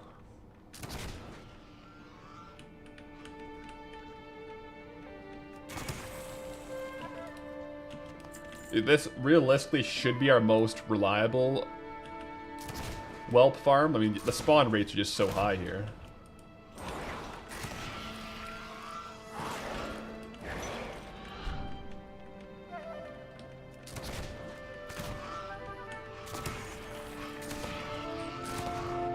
Idea for the next video: get 4 people and yourself on druids and do some of those farms. You would get good. Like, there's a couple farms for sure where you would... It's just way better to have a group farm. Like, a big one back... Remember in Swamp of Sorrows? The Fellcloth farm? That one just gets directly improved with group farming. A lot of these open world hyperspawns just do. Because you have more people killing, which means you hit, like, the hyperspawn faster. Because the hyperspawn is just coded to have a certain amount alive. So as you're killing, it's just force spawning them. And on druids with Moonfire, compared to our pistols, you have 10 extra yards, no energy cost, just mana, and it can cast behind you. So like you literally don't have to move, and you just spam Moonfire.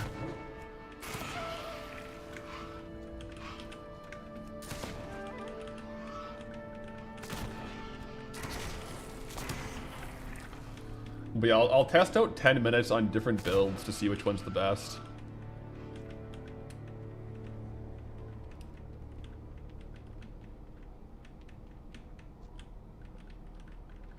Favorite part of Swamp of Sorrows was subtitles registering as Swamposaurus. That's hilarious. The Swamposaurus Rex. I like that.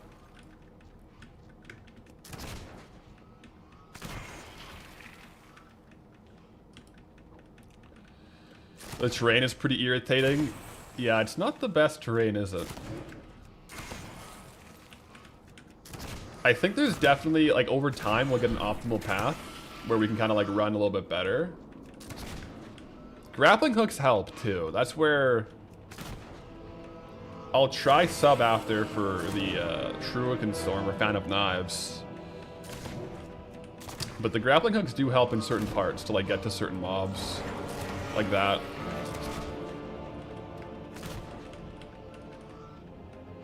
And then back.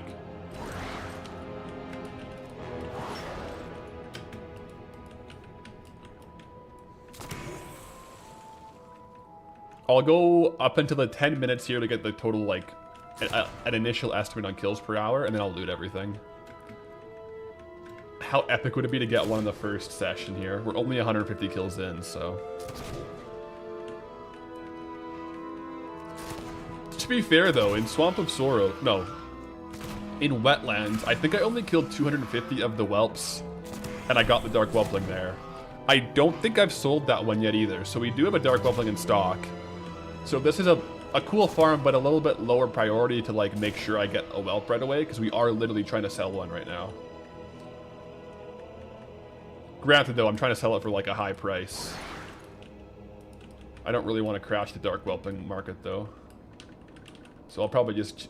I'll try to slow sell it, but, like, maybe mid-slow sell it. Like, make sure I'm undercutting a bit more aggressively if I get a couple more. Because right now, I'm just posting it and waiting for 24 hours to relist.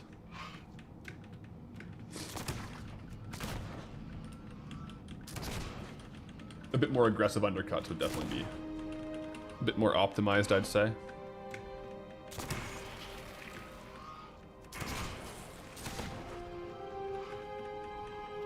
Alright, 20 more seconds here.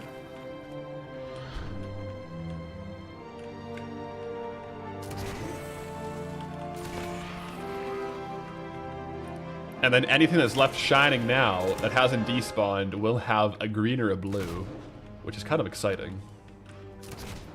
There's definitely a couple bodies here that have been waiting around that I haven't despawned.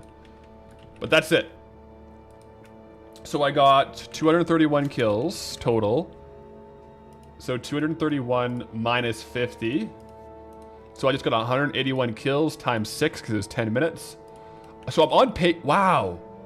On pace for 1,086 gold per hour. Or 1,086 kills per hour in Outlaw spec.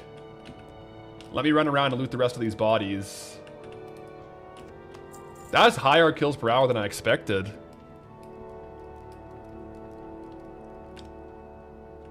Yeah, I'll just go loot them all and see if I got any drops here. We could have the whelp right now. And then I'm gonna swap... I'll probably swap sub. Subtly, I made my sub subtly spec now, so I have my movement speed boost, so I think that'll be better. So far, no bueno on the drops, though.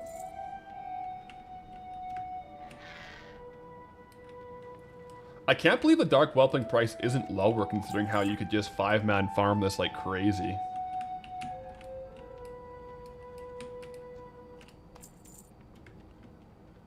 These ones down here could have it.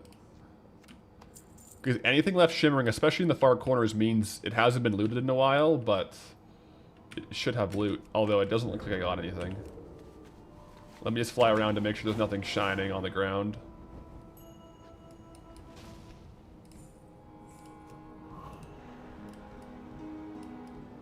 I think I looted them all. I don't want to miss one, because if I miss one that's sparkling, it means it has a drop.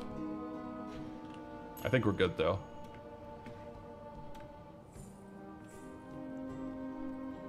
Yeah, we got them all looted up.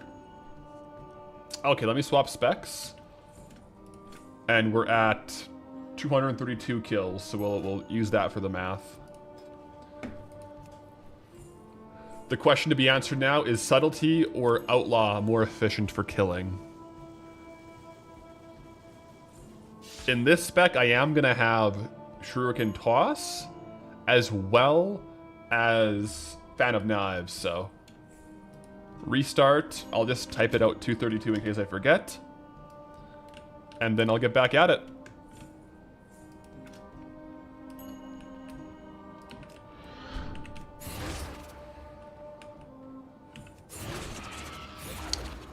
Don't have to target them, but we do have to run a bit closer.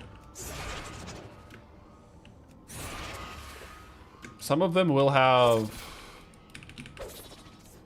I don't think they're ever really close enough to get to with the Shuriken, actually.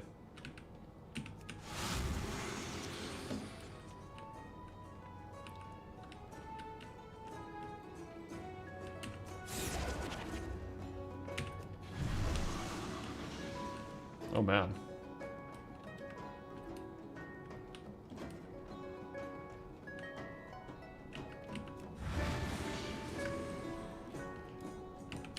I honestly think it might end up be worth going outlaw because, yeah, they're all just spaced just far enough where you'd still have to do one ability per kill.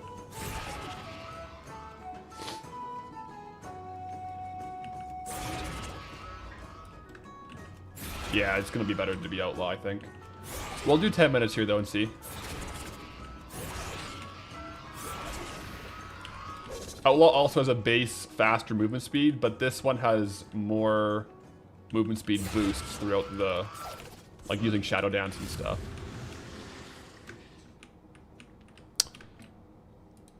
Ruins of Kargath, back when that orc was still revered by Thrall's Horde. Kargath. Yeah, this is new Kargath, right, on the map, a new Kargath. And this is the ruins of old Kargath, I guess. It's kind of cool.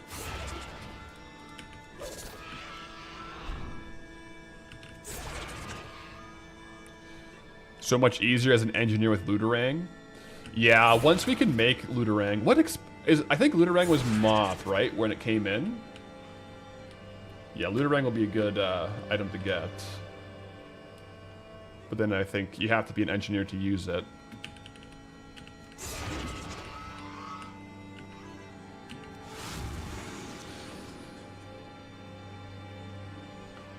I guess right here you can AoE. Oh, was Looterang Kata? It might have been. Might have been. It would be a good upgrade. I mean, it was a massive upgrade before AoE looting was a thing, right? Imagine that. Or you can play a hunter with fetch? Wait, I've never heard of fetch. Does fetch allow your pet to loot for you?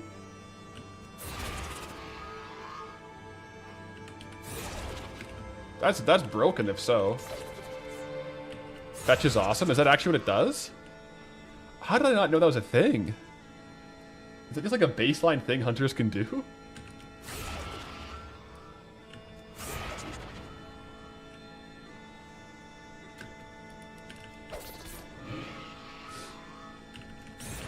Is that new? Fetch? I have not heard of that.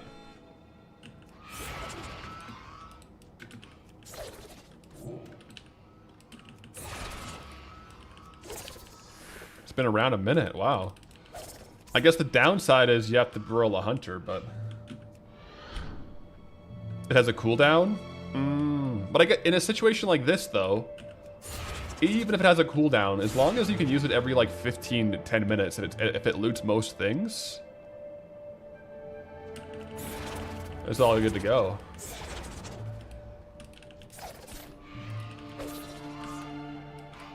Why am I not looting? I'm doing a 10-minute test on how many kills, and I'll loot at 10 minutes. Because the drop we're going for is pretty much just the Dark Whelpling, which is a blue drop, which means if it does drop on one of these guys, it will stay on the corpse for 30 minutes. So if the corpse despawns, it means it was just trash. So instead of, at least for like a little bit here, instead of losing like a little bit of efficiency by stopping to loot certain mobs, I'm just running around and then I'll loot all at once. Yeah, green stay a little bit less, but yeah, blues are about 30 minutes. But they'll stay on the corpse. They'll stay available to loot.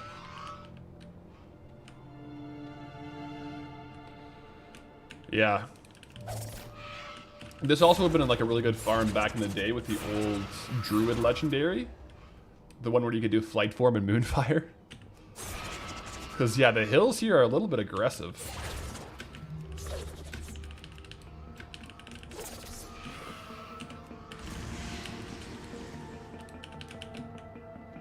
Oh, I'm in Shadow Dance.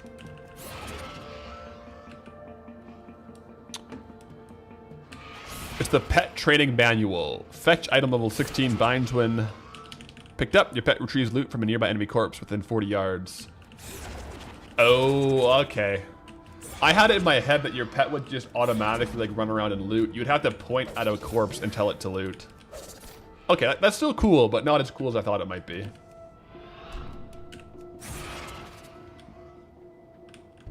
I guess you could just like keybind it or something, make a macro.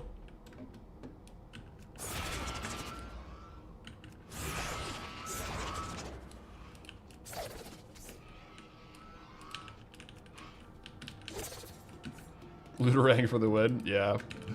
Well, definitely, Looterang is definitely on the agenda of like when we get to later zones to look into when we can make it 100%. If it is Cataclysm, there's a chance that we can find Trainer somewhere, like in a dungeon or something like weird like that.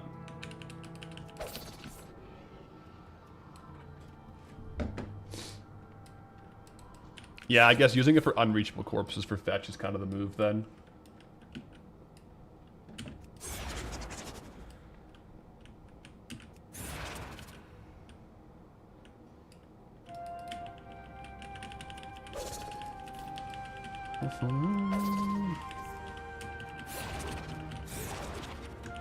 How about on a keybind? You'll just loot anything in the direction that you're looking. Basically like interact, but just for looting. Yeah, so it could be handy. I mean, like, I guess with a farm like this, where the drops, if you're getting anything, is going to stay on the ground for a long time. Even if you're not looting very frequently with the pet, it would still be good. That being said, if you're going to roll any class here, you probably just want to roll Druid.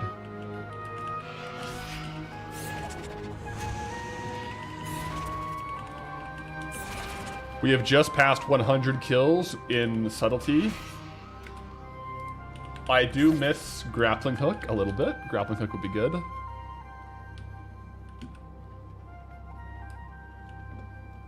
But Shuriken Storm isn't bad either.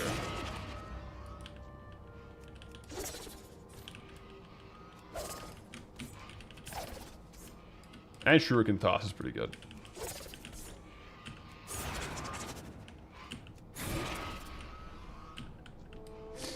If I was skinning here, though, I would be skinning as I go, right? Yeah. Otherwise, yeah, it would be a very different angle if you're doing this with skinning, right? Because then you don't want the mob's bodies to disappear.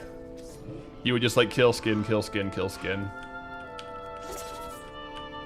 So yeah, skinning would definitely slow down your chances, like kills per hour, and chances of Dark Whelpling. It might be worthwhile though if you end up getting like 5,000 or 6,000 gold worth of leather as well. Like that's a possibility. So once I get skinning again, I'll have to test that out. I think it's definitely worth testing. There's a couple other skinning farms I want to test too. So once I swap off of Dual Gathering back to skinning, this will be on the agenda for sure.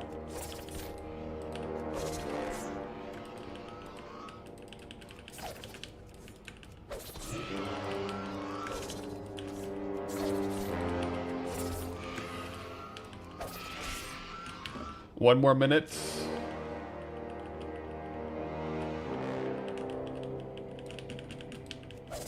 Missed Monday's stream. Did I get lucky with the raid drops? We did do the raid clears on Monday, but we did not get Anixia's mount. We did not get Night Slayer chest, and we did not get Thunder Fury, Blessed Blade of the Windseekers, left binding. So no raid drops.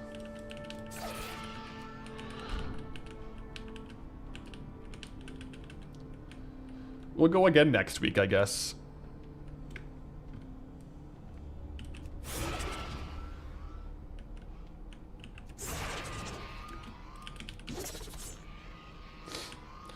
I'm able to do a target/cast macro for these speed farms.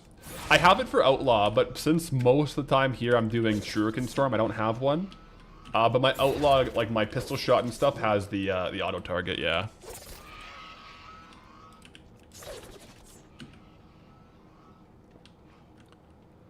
The Night Slayer's chest is going to become my White Whale. I don't know about going to become. I think it already has become that. I think it already has become that Enigma. Oh, I went a little bit over. So I'll take off 2 or 3 kills. We're at 370. So 370 minus 232, right? That's what it was, 232? Yeah.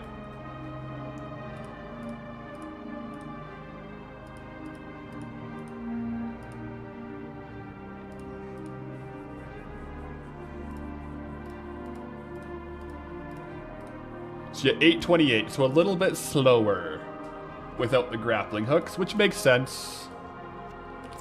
Let's see if the slower farm gave us any loot.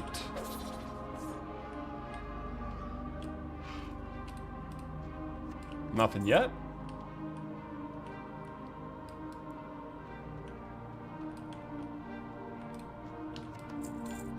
We're at a total of 374 kills, so we're making our way.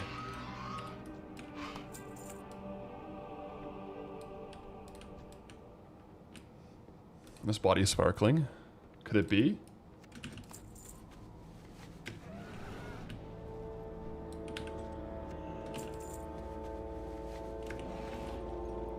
These might have just been the recently killed ones, or they could have the whelping on them. It's kind of exciting. Barely any greens as well. Yeah, it kind of seems like with this farm, you're really just going for the whelp, which I think is kind of why it would make sense to skin. Even if it's a bit slower on the whelp rates, skinning would allow you to get some steady gold while you do it. Let me swap back to Outlaw here.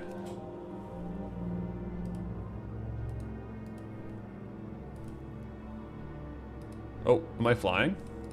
I think I'm flying. Blizzard gave us a buff a while back that increased drop rate of rare stuff. You farm mounts like crazy during that buff. And ended up picking up a lot, including Invincible.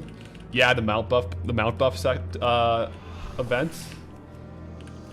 I think, yeah, a lot of people finally tagged Invincibles.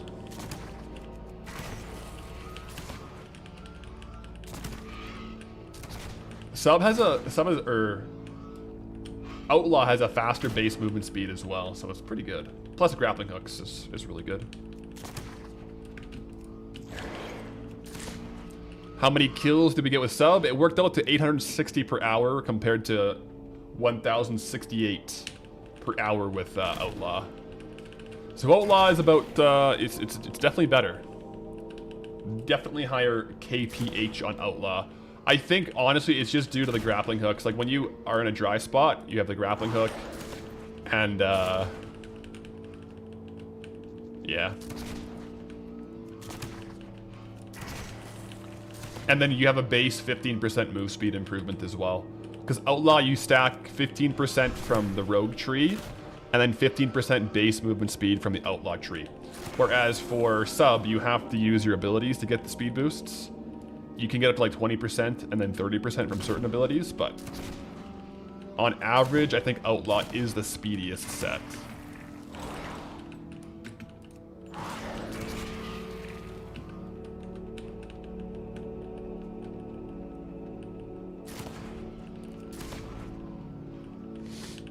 What's up? Nice chill farm. Doing a 1 GP to bond on a free-to-play old-school RuneScape, doing flips only. Yo, good luck. How's it going so far? How far are you? Gotta love the old-school RuneScape flipping, old-school RuneScape stuff. Good old OSRS grinds. Can't complain with that.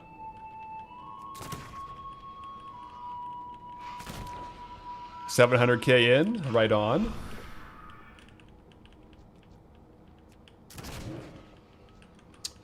Yeah, flipping on RuneScape, it's pretty cool. It's one that I wasn't, or I'm not like super practiced up at, but there's some cool resources out there to see what you can do.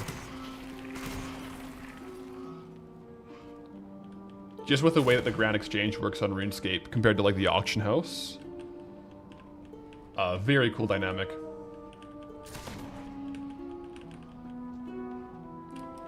You have like your bid and buy versus just like listings. Or buy orders and sell orders.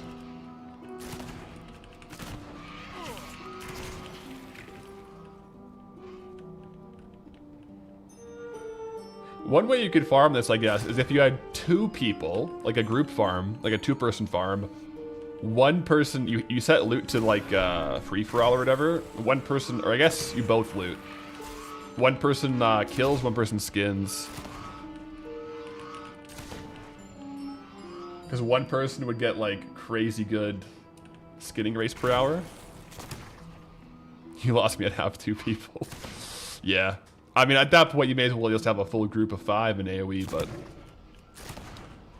if one person's killing, you get a lot of skins per hour.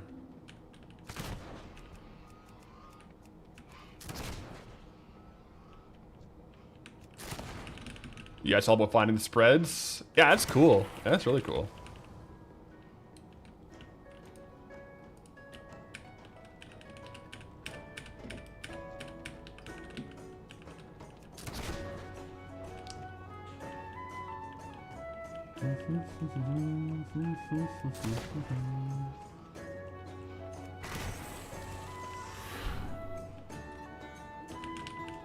Go for a few more kills here.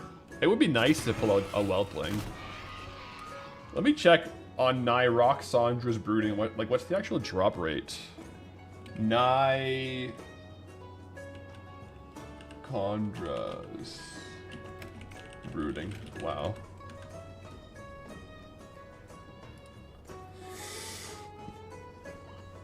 So the Dark Whelpling on Wowhead is a listed 0.08 drop rate. 0.08. So, yeah, it's pretty low actually.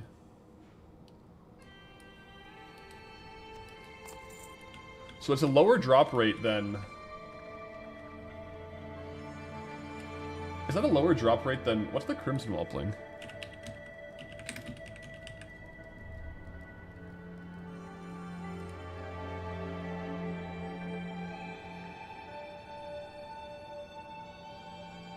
Yeah, it's a lower drop rate than the Crimson Whelpling.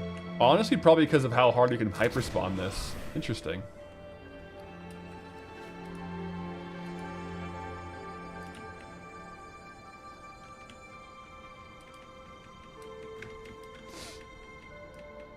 Take it there's no pickpocket farm in the Badlands?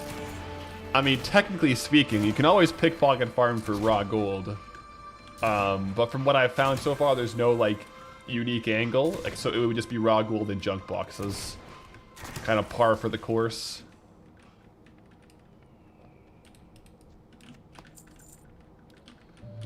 But yeah, I haven't found, like, a unique item yet. Like a frayed knot or something like that.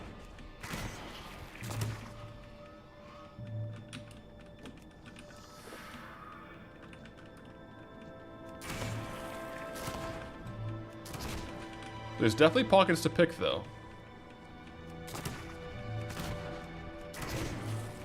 If it's not unique, then no need to show. Yeah, I like to look at, like, when we have a new type of junk box or new type of lockbox, it's kind of worthwhile. Or like a unique angle on gold farming. Otherwise, it does end up just being the exact same junk boxes with the exact same trash. Repeatedly. So... which is good the first couple of times, but we've had, I think... because mostly we're in the worn junk box band here. And I do think we've had those junk boxes in particular in 4 or 5 zones already.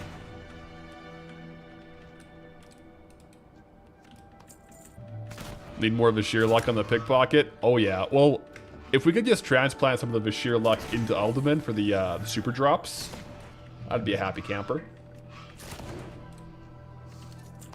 Oh, we just got a green though. Blackforged breastplate.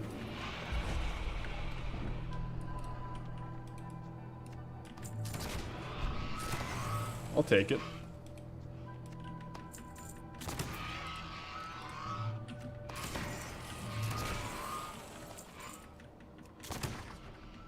Oh. Long way around here. Sometimes it's hard to not loot as you go. It's just kind of exciting to see what drops.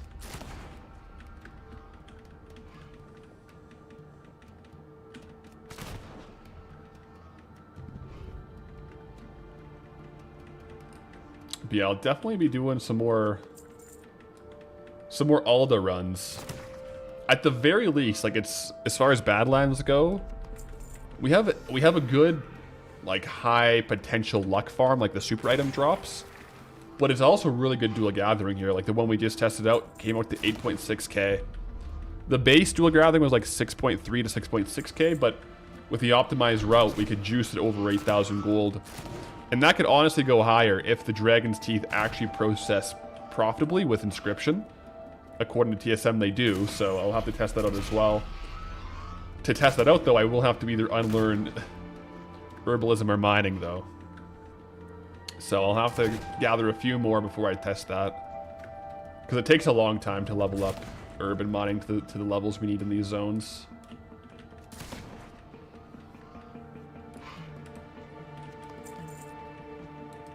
It's kind of fun, though, with our own whelps just following us around, too.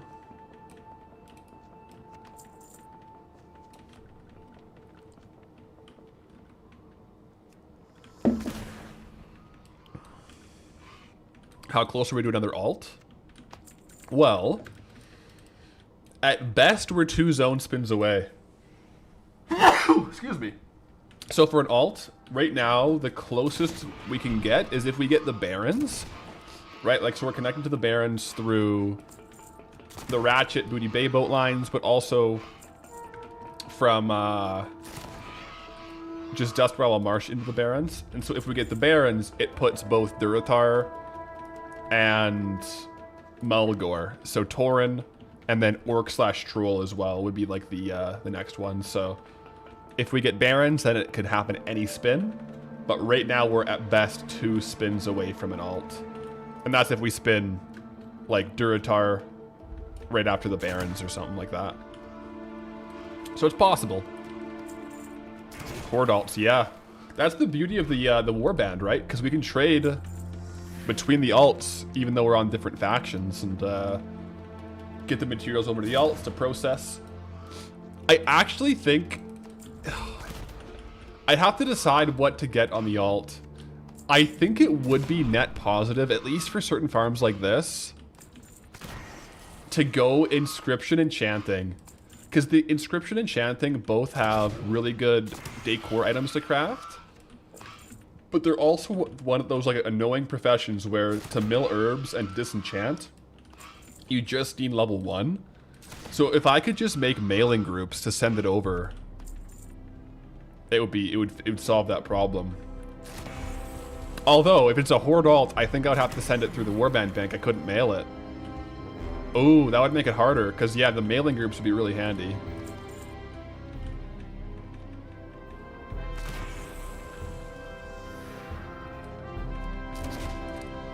That's where my thought is right now. I do think Inscription Enchanting would be really good. And just beneficial. And avoiding... It would help avoid a bunch of profession swaps. You could mail still? Oh, really? So if I have a Horde alt, I can mail now. I would love that. That would be very helpful. Because especially for disenchanting, I could just like group it all and just like group it into like a disenchanting TSM group and just like bulk mail it.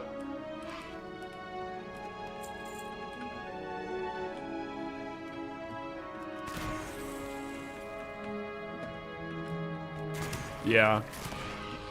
So we'll see what we get next. I kind of, in a certain way, I kind of want to get... Oh, one sec. I'm gonna put Gold Lock and Worth It Tracker back on. In a weird way, I kind of want to get Deadwind Pass next, because then it cleans up the whole south of the map. Like, look at this.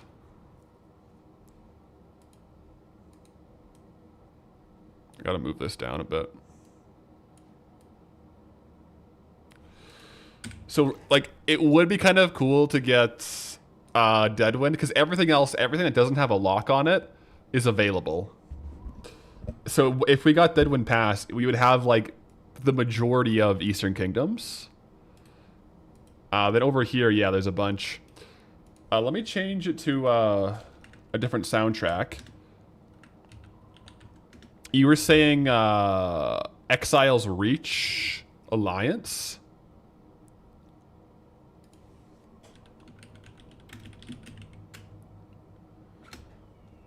Zones, Exile's Reach? I wonder what category that's under. Let's see.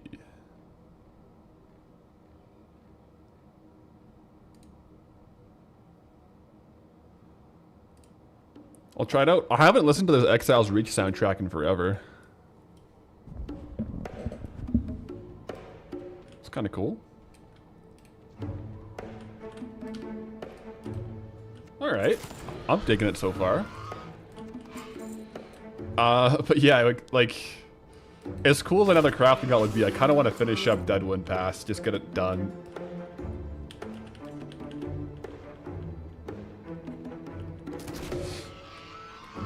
Subdale give me to play Dimensius Raid.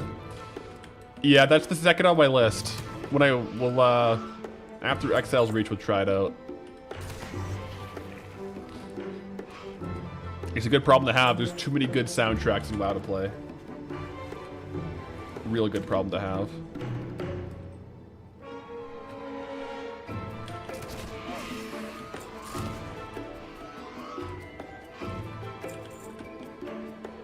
This is like a little Tinkertown vibe. It's kind of interesting. It's a nice one-off. I wouldn't want to listen to this over and over. I think if I listened to this like multiple times, it might be a bit much.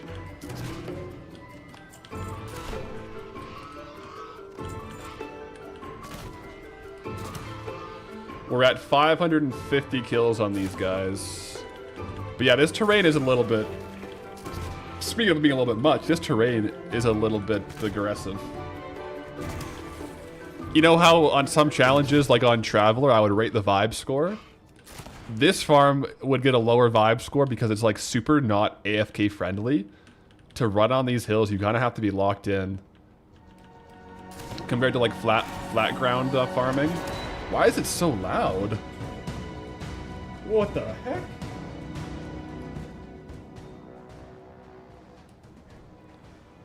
This is pretty intense music. Why does this sound like Clash of Clans? Does it? This is World of Warcraft music. Confirmed.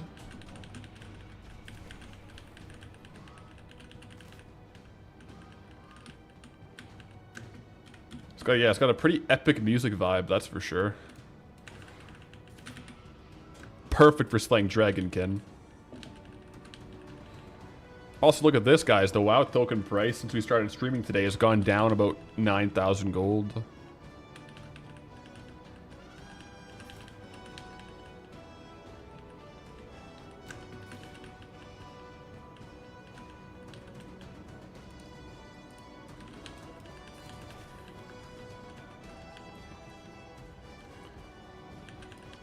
I didn't realize Exile's Reach had such intense music.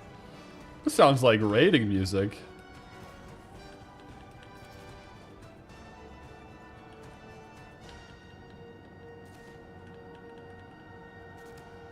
I should do a Canada Day mailbox check. Nice try. Nice try, Peter. We'll hold off on the mailbox.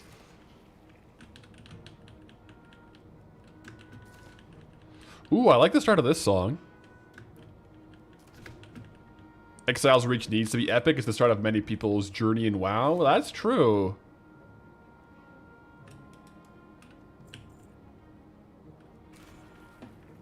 It's crazy to me that some people's first experience in WoW is Exile's Reach.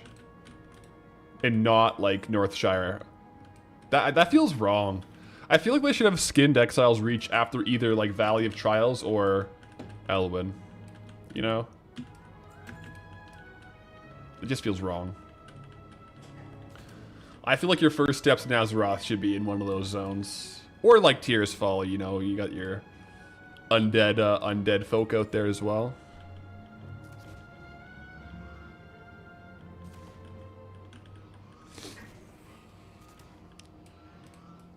Exile's Reach is very handholdy. I'm not gonna lie, I think I maybe played through it once when it came out, and I haven't ever since. I always select the alternative one. I can't remember it, but I remember being annoyed by, like, having to click through dialogue, I think. Which, I mean, as a tutorial island, it's probably good, but yeah.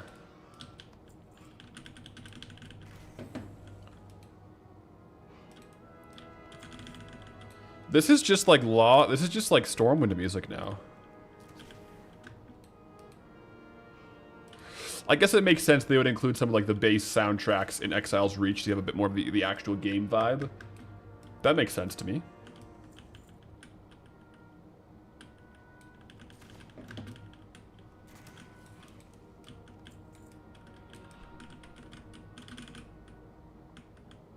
Needs to be louder. I'll turn it back up. I turned it down because the first Exiles tracks were like 3 times louder than the earlier tracks. I turned it back up there a little bit. This one's quieter, yeah.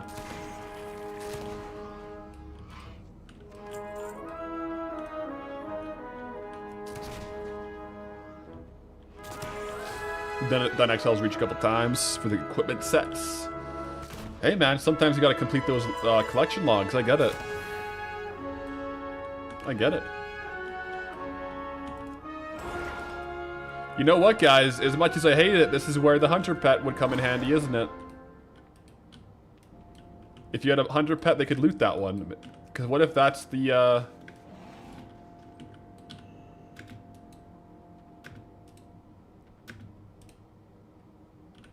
There we go. Well, it wasn't the whelp, but that would have been better if I had the pet fetch command. So hey, there's the use case. We need a partner to skin all of these. It would be good golds. I most definitely will come back and try this farm with skinning, but I want to get some kills logged as is to hopefully get the pet. Yo, Candace, you just got the Dark Whelpling, it's my turn? Well, congrats on the drop. Pass some of that RNG over here, I'm down. I'll take a Dark Whelpling. Yes, please.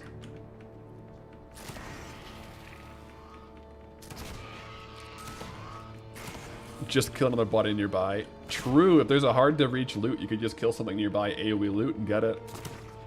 That's a good point. Min-max it.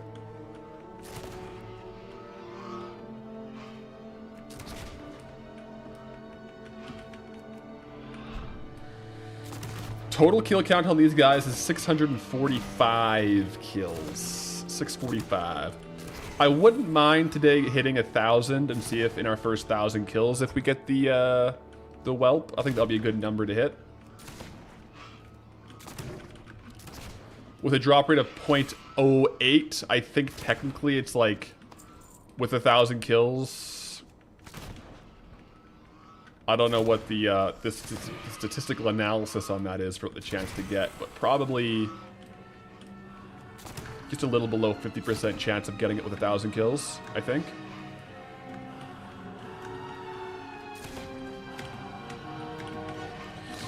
What other farms am I testing? Got some farms up my sleeve. Got some farms up my sleeve. 1 in 800. What is? Let me double check the drop rate. So it's Nyroxian. I think it was 0.08% drop chance. So what is that? That's 1 in.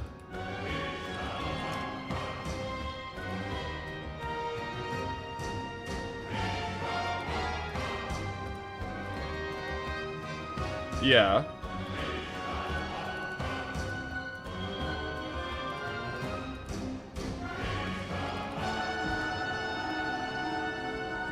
.08 drop rate out of thousands. I mean that 8 would drop it? No, I think that'll be 0.8. I think .08 would be 8 in 10,000, right?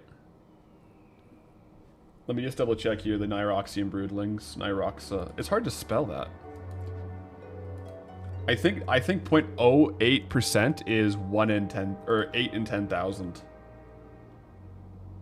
Nyxandras.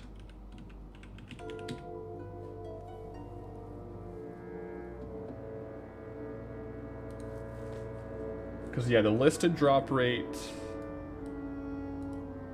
Yeah, percent is 0.08%.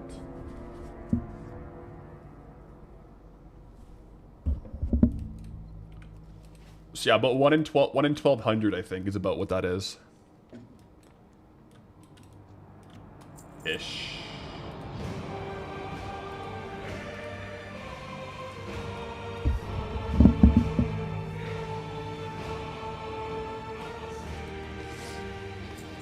Did we get one? Not yet. Not yet.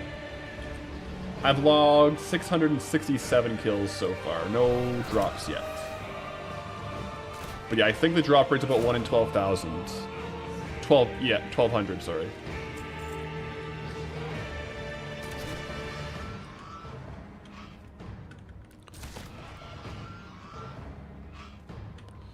Overall, this map...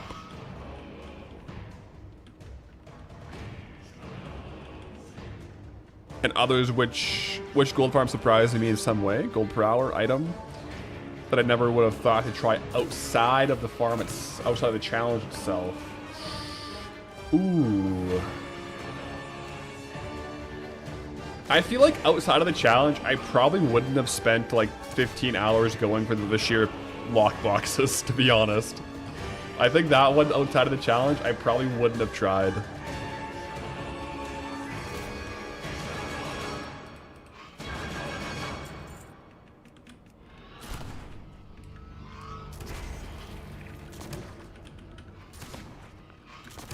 $1,000 divided by 0.08 is 12,500 kills. Well, let me just think here, because we got, if it was 1%, right? It'd be 1 in 100. That'd be that would be like 1%, 1 in 100. 0.1% would be 1 in 1,000. 0.01% would be 1 in 10,000. So I think it is 8 in 10,000. Right? Pretty sure.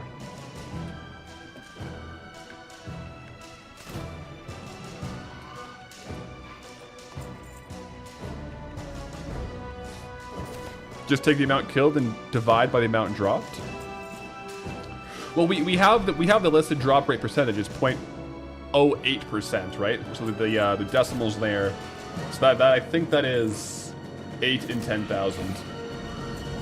That's 1 in 1250. Yeah. That should be it. So we're not close to 1250 kills. We're making our way. Current status 697.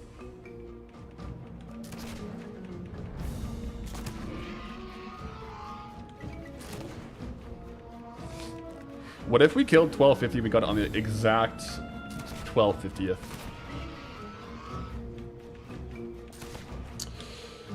I mean, for us, for getting the drop, for getting the Dark Well playing, in this specific area, I think the drop rates are low because people can hyperspawn this so crazily.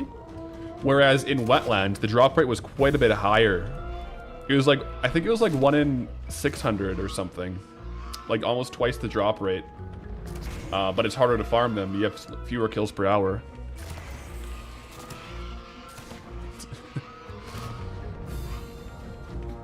We'll see.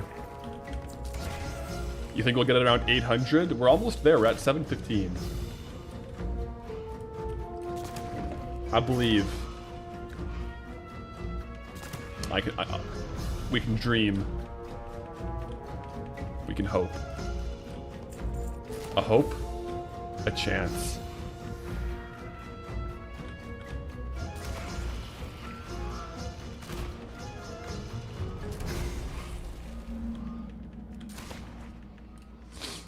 Points prediction for when I'll get it? Well, I would if I was locking in, like, if it was this stream doesn't end until we get it. We could go 5,000 kills and not get it, so I'm not,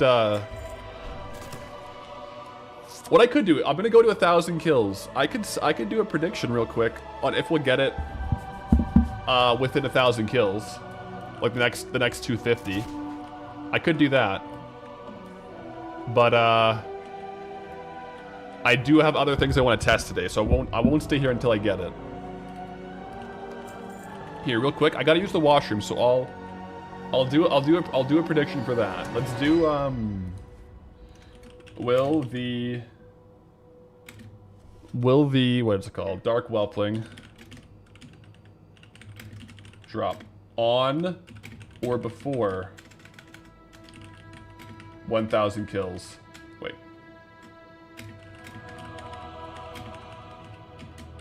Will the Dark Whelpling drop in 1,000 kills? That means if it happens on the 1,000th, that still counts.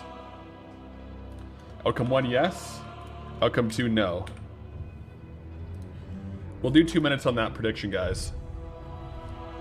Well, let me do a Twitch or a YouTube poll as well. While you guys vote on that, we have 2 minutes on the Twitch prediction. I can start killing, but I'm gonna do a quick refill here, guys. So I'll be right back.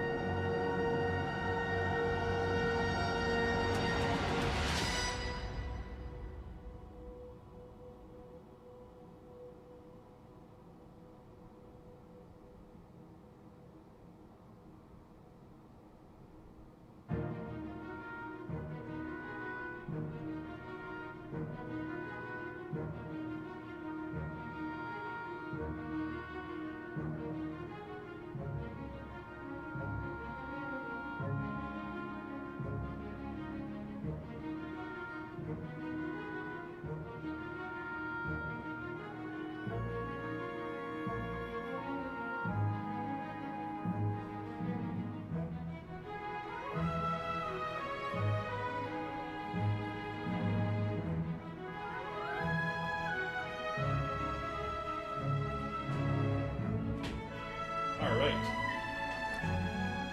We back. Go helps, rise up, now is your time. Now is your time. Yo, Most out with the resub on the tier 1. Greetings, traveler. Okay, so what is the predictions, guys? We got 2% on yes. I think that's actually good odds. That's legit good odds. We have 250 more kills, and it's 1 in 250. Right? So technically, like, the odds you're playing with, like, it should have been... Oh. I guess that's right on the money, then.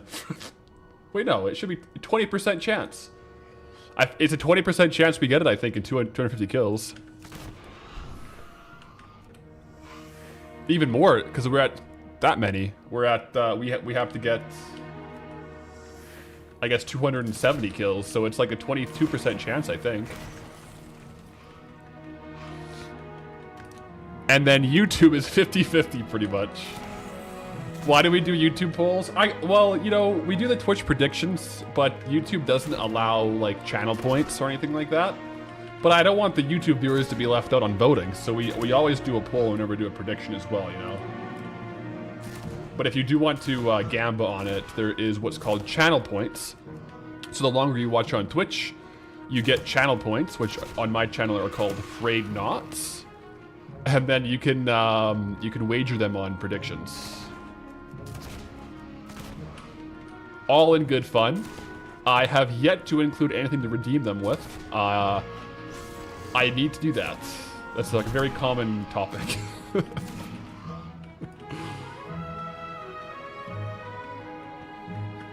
I think it would be cool to do redeems for like song requests, like World of Warcraft soundtracks. Speaking of which, are we now at the end of this one? No, there's a couple more.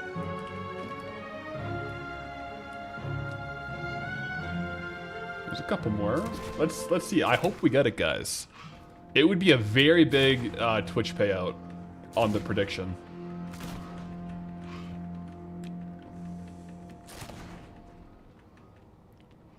If you lose all your knots, you're gonna be really happy for me. Thank you.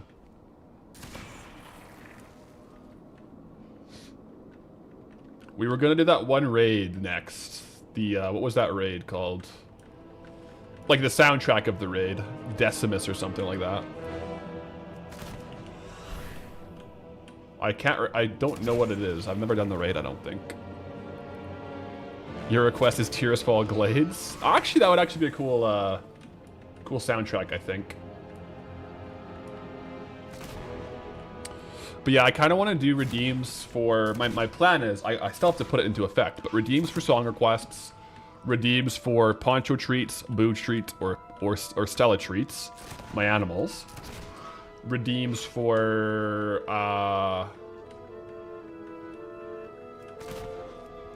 we'll see. We can't have anything monetary because then it's actually gambling. And that it's a very slippery slope.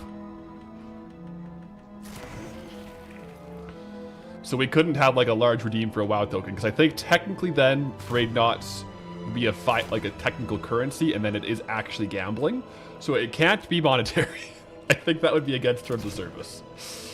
I haven't looked into it, but that's my knee-jerk reaction right there.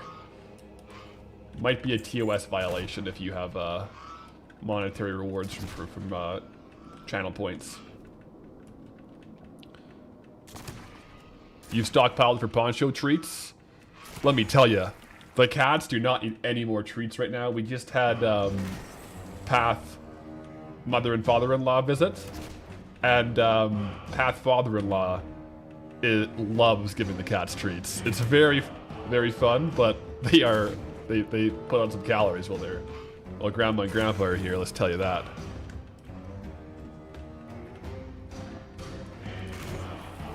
We're at 800 kills.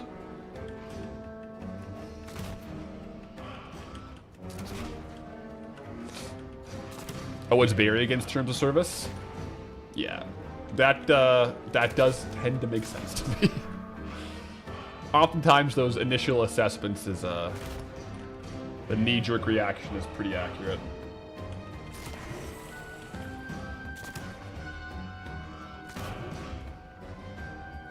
You installed Leatrix because I said you can play soundtracks, so now all you have playing is Tears Fall Glades for Garrison music. Box of the Lament Highborn. I loved Leatrix Plus for this feature, especially for zones like this. Let me tell you, the base Badlands music tracks, not good. Not good. I think there's only a couple. I swear there's like 1 or 2 tracks, like that's it. But let's see, guys, we're at 820 kills. We have a few more kills to go before we loot to see if we got the Dark Whelpling for the prediction.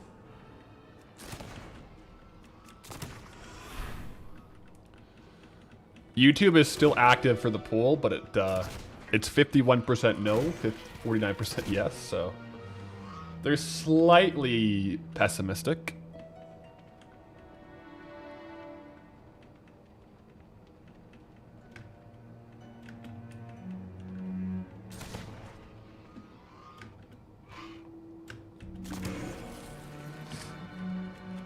$1,000 kills at 0.08% is a 55% chance for the drop. Okay. Well, when we started the prediction, we were already technically at 720. But we're going to 1,000 total kills.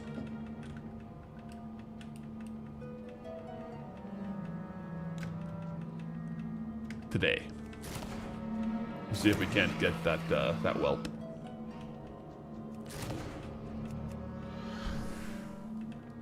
When it drops, maybe he'll be wearing a Night Slayer chest. Man, we have the worst luck with chest drops. I'm transmogged right now to the full Huntsman set. Except for the helm. The helm is the helm from Ionia. It's the hood of the Idol Architect. But I have the full Huntsman set except for the chest. Story of my life. Everything but the chest piece always drops. T-minus 150 more kills, guys.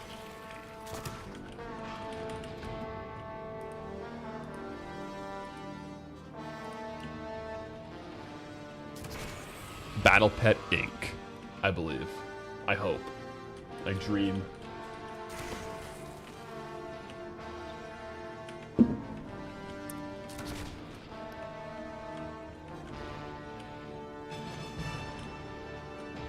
As a Dutchman, you can't use channel points in odd-based games. Yeah. Because it constitutes gambling? Yeah. It's the reason Diablo Immortal was abandoned in your country. Yeah, there's some regions that can't use channel points on Twitch for that exact reason.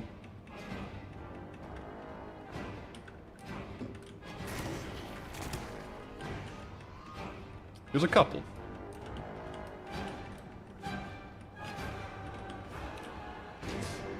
I might do a halfway loot just like because we had killed a bunch before. So I'm a little bit afraid that some might be on the ground, so I'm just going to loot around. Well, there we go. It did drop, guys. Oh my gosh. GG. I just felt it. I was like, I'll do a random loot. Boom. Dark Whelpling. In the bags. Right there. Whoever voted on it dropping on Twitch is gonna have a good day here. That 2% gets. Let's take a look here. Let's look at the prediction. There's 5 total voters there. Choose outcome. Will the Dark Whelpling drop within 1,000 kills? Yes.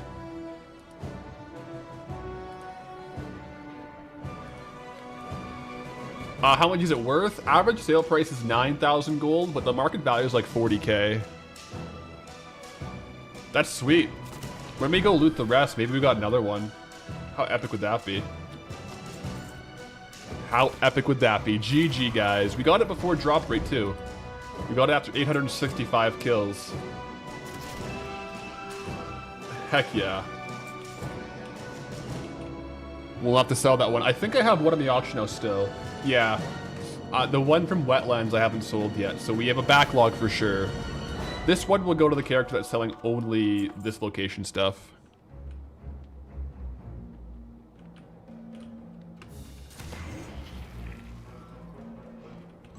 $94K channel points for that, a Dragon Spire. Oh my goodness. What was that about cat treats? Well, once we have the cat treats, you'll be able to get them going for sure. We'll have to get that going.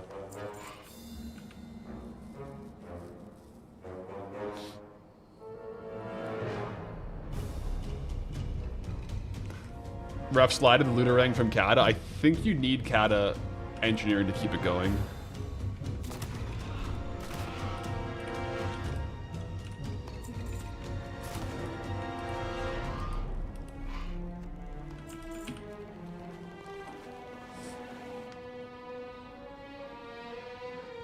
YouTube is rigged. He clicked yes as he did it and it locked the poll. Yeah, the YouTube polls go consistently, right? So, well, I guess we can stop killing here for a bit, guys, because we got the drop. We got the drop we needed. So let me go ahead and vendor off my trash. Heck yeah.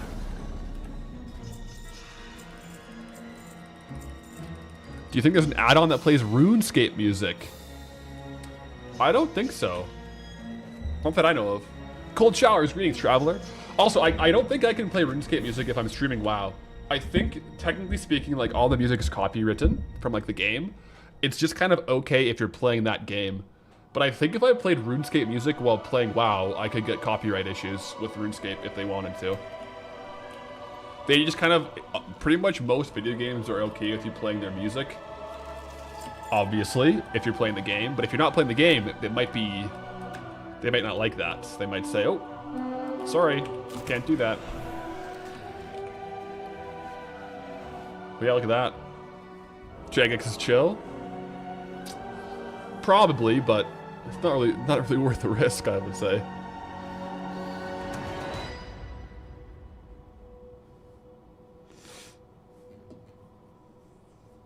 An angry Mexican guy at Jaeger, do you know? Your question above. What's the question?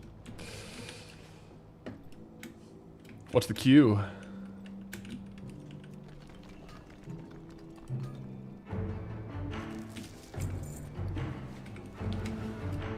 Bing, bing, bing, bing, bong. I am gonna open up these lock boxes here.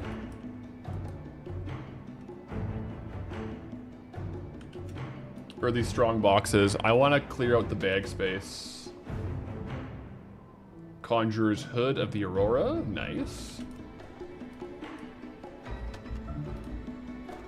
Explosive shotgun. I've sold a couple of those.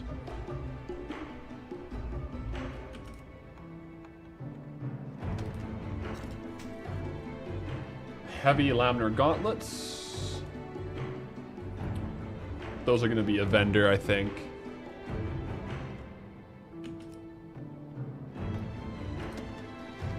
Pattern Frostweave robe. Am I not tracking Loot Praiser? No, I'm not.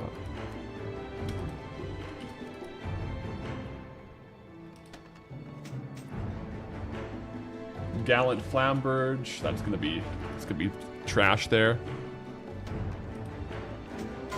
Oh, what do we get here? What do we get here? We got the Medallion of Grand Marshal Morris. Interesting. World drop neck piece.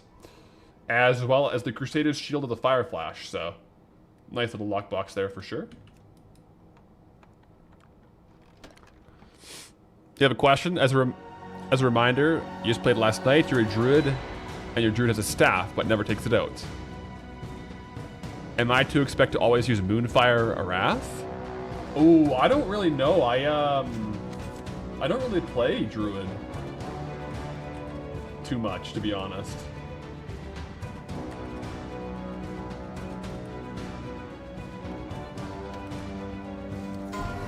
Heroes boots.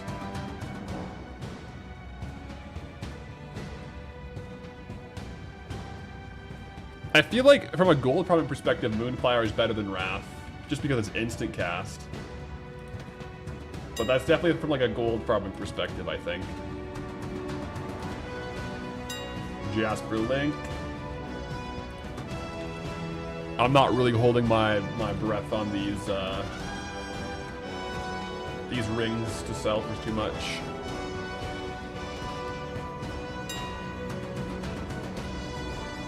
Aurora Sash.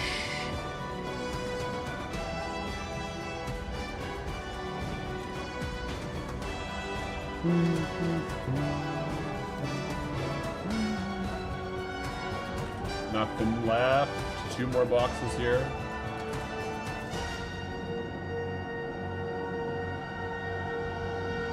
Knight's Boots. I have a couple of those already. Alright, last lockbox here. Alright, Savage Axe. That's all vendor trash. Let's get these all out of here.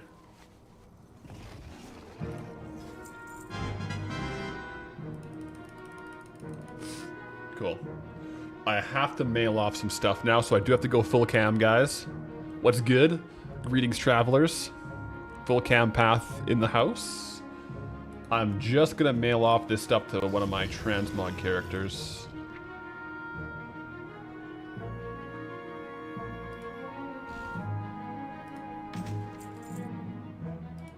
I gotta make a new group, actually.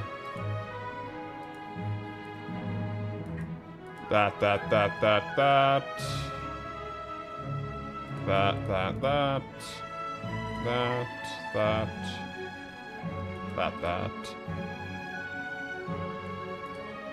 Okay, now I should be able to mail everything all at once.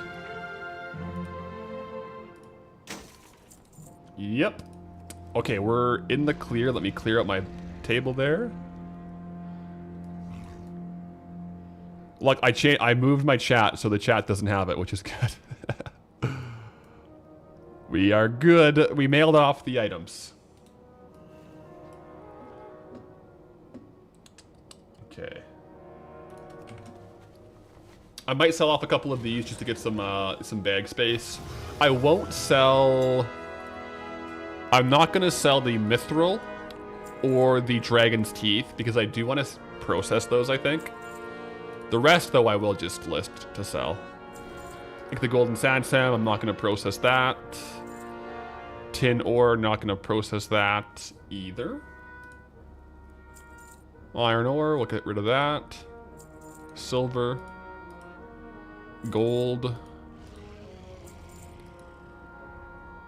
Hi, Mr. Definitely Not PathX. Yeah.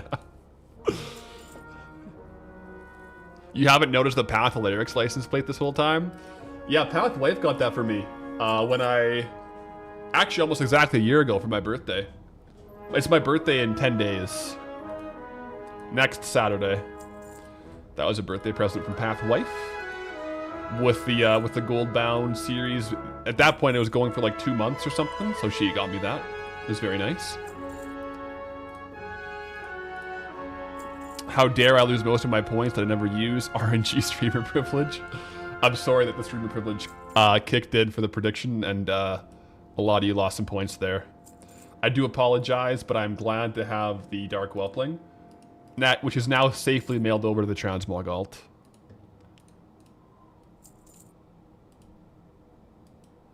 Safely. Snow Wars. Greetings, traveler. How's it going? Welcome in, welcome in. How goes Duskwood? The Duskwood Goldbound challenge. Bit drunk, lol. Fair enough. Well, happy Canada Day to you then. Bags are looking nice and clear.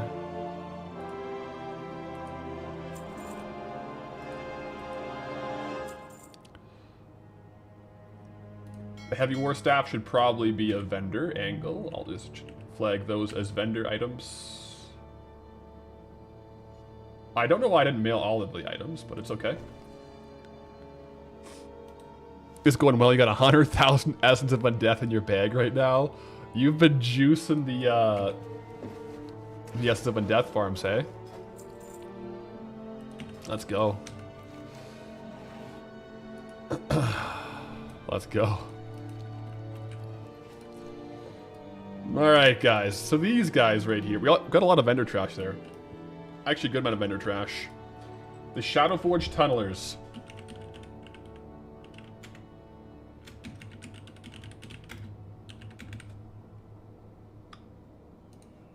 Are there other variants? I think it's just them.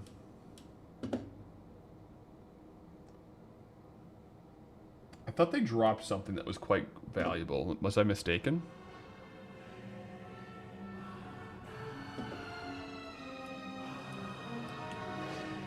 Maybe I was mistaken. I thought I looked them up. Or is it the Dark Weavers?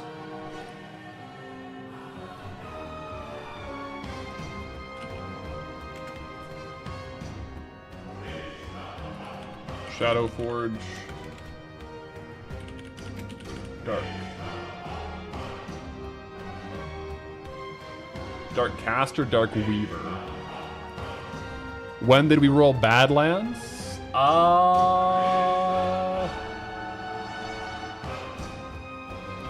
Last week? Yep. They have the Cowl of Necromancy. So it's a helm. I remember it was pretty decent.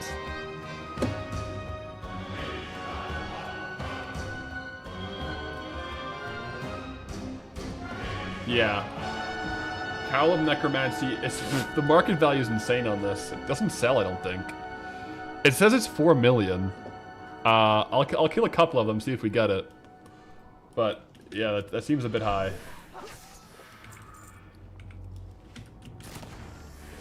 I'll just kill a bunch of them, I guess.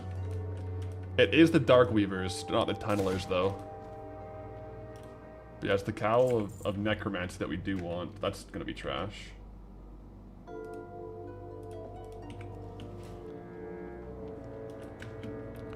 Happy Canada Day to our brothers in the north. Our brothers in the north. Yo, Tai.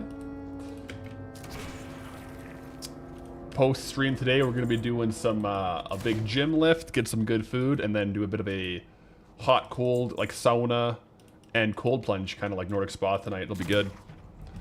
Looking forward to it. That'll be this evening. Little Canada Day Nordic Spa at home. Not actually going anywhere. It'll just be in the driveway.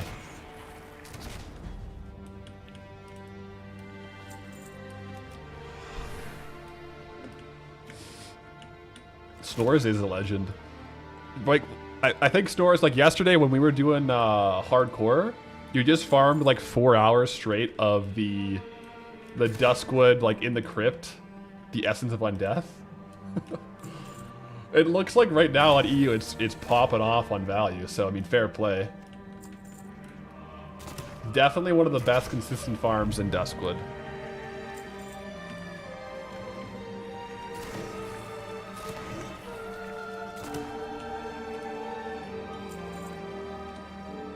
Maybe if I kill these guys and then just jump across. I wonder if there's like a smaller number of them that hyper spawn. You know what? Maybe there is. Look at this. Oh, maybe not. I thought maybe I was onto something.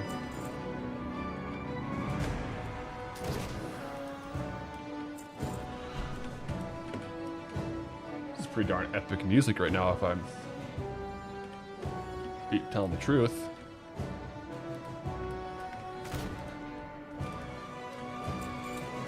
But yeah, like, I don't know if they still drop it. Do you guys know if they drop the Cowl of Necromancy anymore? It says that it's a 0.01% drop rate. So it should drop. The market value on it, though, is insane. It's up 100% to 4.4 mil. They do? You got it yesterday? Okay. I don't believe it's worth 4.4 mil. I think TSM might be having a bit of a malfunction there. Like, if you look at the graph, like on TSM, it's literally like an exponential curve of the price over the past 6 months. Like 3 months ago, it was worth like 400k. It goes for like 155k on Moonguard. Okay. That seems a bit more reasonable, that pricing.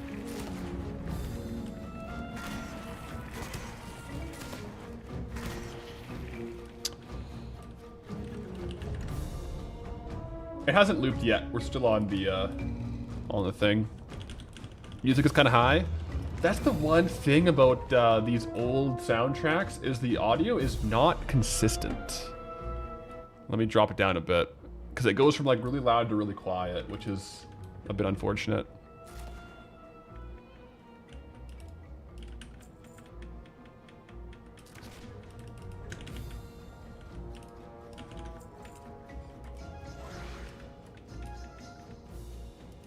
Let's see here. Yeah, the tunnelers don't have too much good loot themselves, but we can jump around.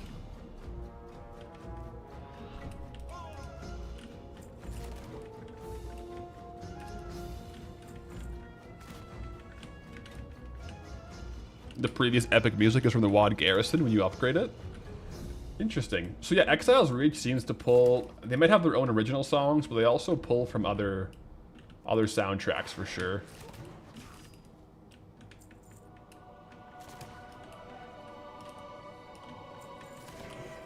I think this is the last one on the soundtrack.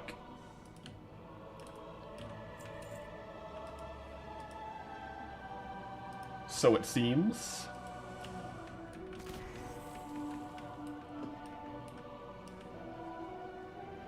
The thing is, I kind of get why this is a rare, or not a rare, but like a really valuable drop. It's not that easy to farm. There's like not that many spawns of these guys.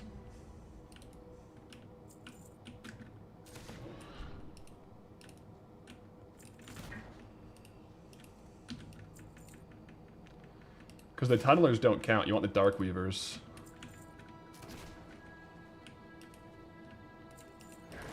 Do the perimeter, and we'll go back into the central. I think that's probably the best route to do. Yeah, this is it right here. Perimeter to central.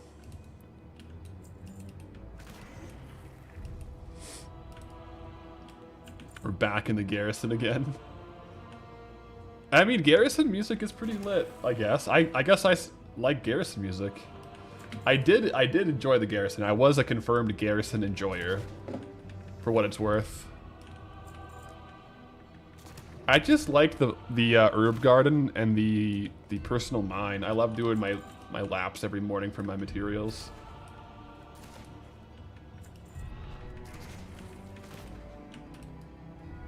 Which has a better gold per hour on this map, classic or kata? I don't know about the classic. Because we can't switch the timelines, right? So we're stuck on this version. So as far as retail goes, we only have the kata version. Pre-kata though, I guess it would have been lower gold per hour just because it was older.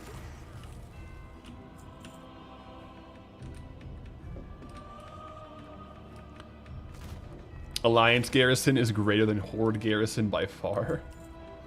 I guess I have to admit something, guys. I never played Horde Garrison. I only played Alliance during that expansion, during WoD. Yeah. So I never got a chance to try it.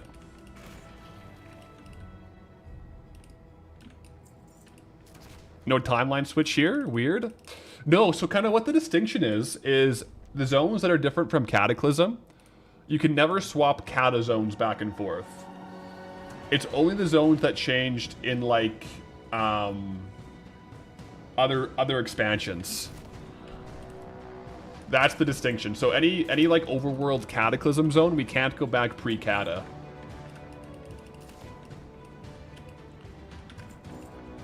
So Zadormi will do, was it BFA where some of the zones swapped? So it's more so like the BFA's version versus pre-BFA version. But the pre-BFA version you can swap back to will still be the Cataclysm version, if that makes sense. Horde has better garrison fishing.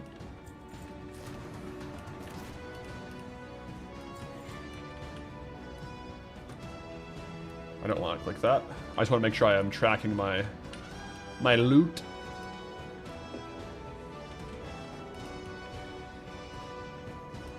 See, and now the music is loud again.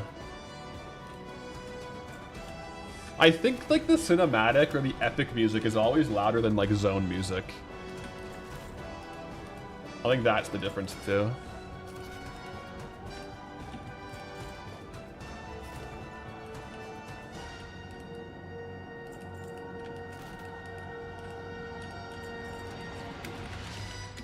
All right, guys. What was that one raid that we were gonna do? What was it called again? It was like, what was that one? I forget what it was called. Let me see if I recognize it. For the soundtrack.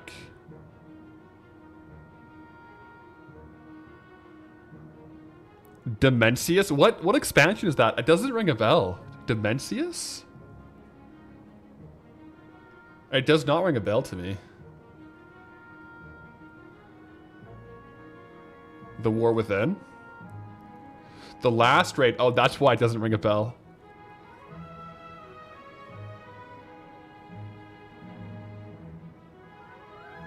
I don't see it here.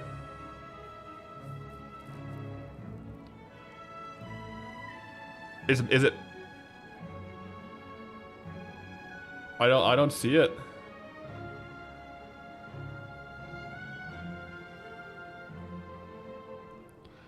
Is it in the, if it's in War Within, I don't see it here in the options. Dimensius. Yeah, they don't have it. What's the best alternative here? Hey, you with the thing. What's the best alternative? They don't have raids. Ooh, yeah, no raids, I guess.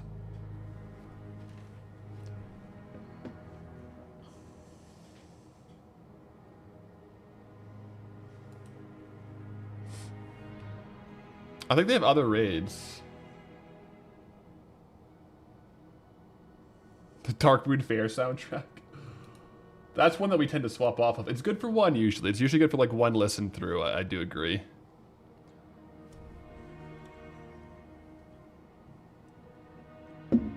That's weird that it's not there.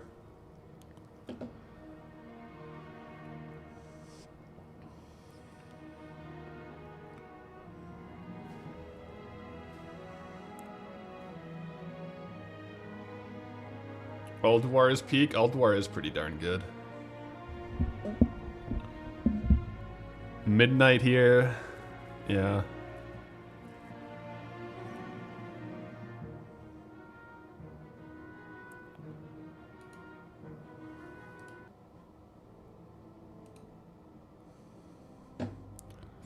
Dealer's favorite at a loss. I might do Old War. Let's take a look here. Guys, do Old War. Let's get some Old War vibes going. I feel like the raids will have some really varied kinds of soundtracks versus like effects. We'll see though. Missed Castle Nathria by 1. Castle Nathria probably has some like Manor-esque music. I can't really remember what it sounds like.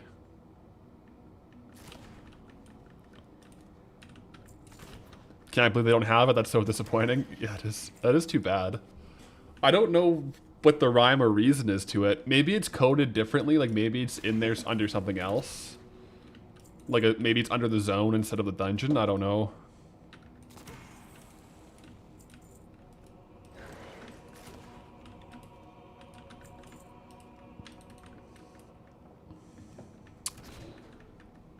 These tunnelers will be quite the grind.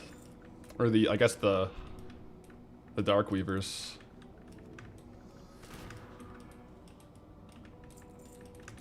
We do want to kill the tunnelers though, because it does force the spawn.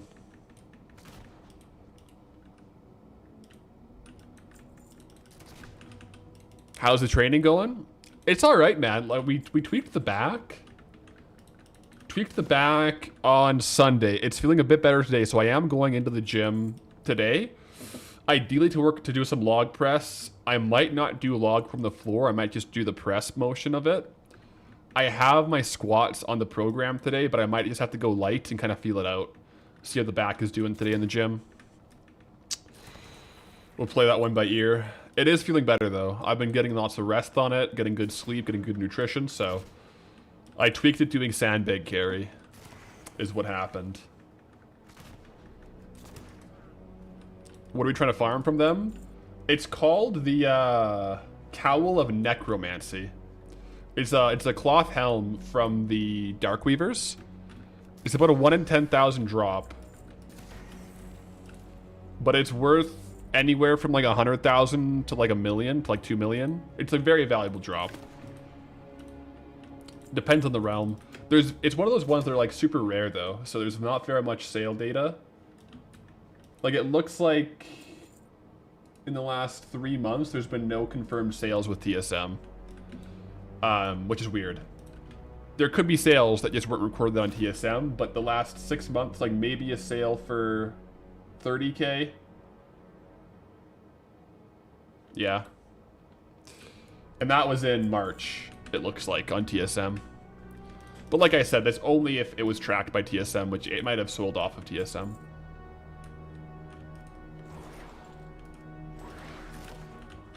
But this was one I wanted to at least have a look at today to test it around a little bit. You got yours in the fall, but haven't sold it yet? Yeah, fair. Cooking up an episode? Oh yeah, we're cooking. We're in the kitchen right now. What are you listing yours for, Dallin, if you haven't sold it yet? Because I feel like with items like this, they're so unique that it's almost like you have to slow sell them for like a good chunk. Otherwise, like a fire sale on a price like this, that's not like a super popular item, I think would be hard to do. 155K? Yeah, that's a pretty reasonable price. And still hasn't sold. Yeah, that does sound about right for pricing, I think.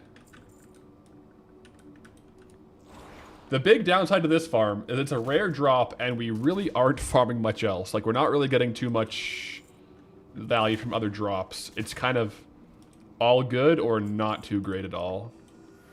Oh, there's also warriors, I guess. I hadn't seen the warriors yet.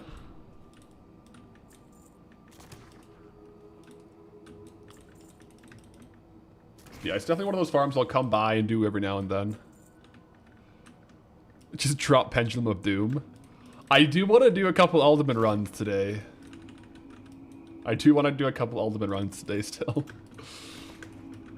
What are we farming here? The pets?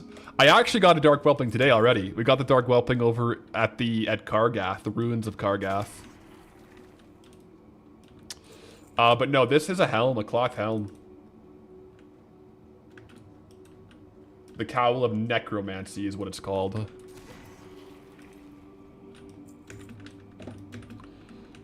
Listed drop rate is 1 in 10,000 though, so it's a very rare item.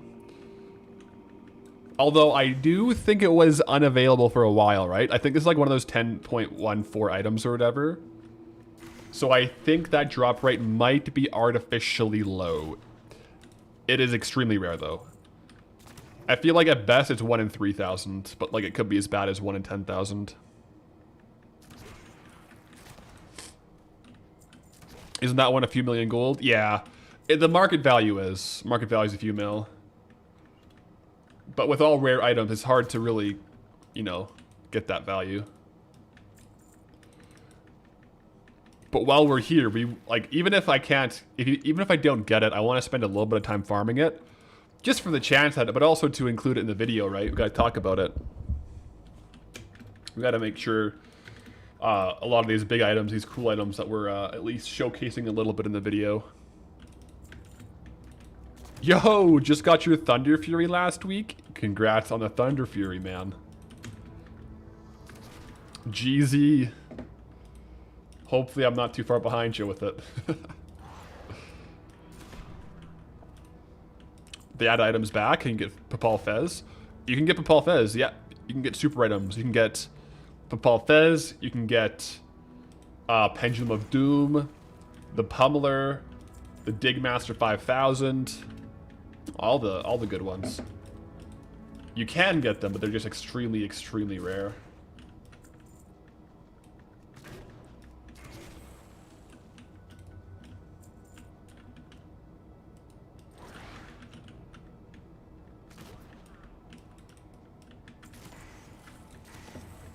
Getting some silver, though.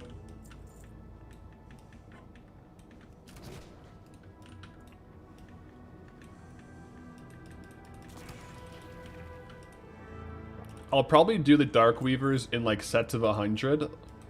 I probably won't just sit down and only farm it, but I'll pop in for a few hundred kills on them.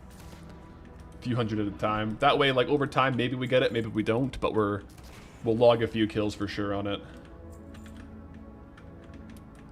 I do want to do more Alderman though. I do want to do Elda. Always wonder if I do get a super drop, what I do with the extra gold. Just roll a few times. Well, we kind of had it happen with Twilight Blade, right? In that case, what I've been doing is kind of rolling the gold into my Warband bank and like saving up for the Warband bank tabs. So we've spent like 300k on Warband bank tabs, but the next one's 500k. But yeah, like if we got a super item and actually sold it for super item values, like 3 mil, we would pretty soon like have all of our Warband bank tabs. So that's a good point. But it's one thing to get a super item, and it's another thing to sell it at full value. Like for like gold cap or for like 5 mil. We'll see. Speaking of some rare stuff, though, I did see Broken Tooth this morning, which was kind of cool. I killed him. Where was he? Yeah, killed once. I saw him 4 hours ago. But that was before stream. I was doing a bit of laps, doing some farming. But yeah, Broken Tooth has been spotted and has been taken down. A really good classic rare. A very coveted hunter pet.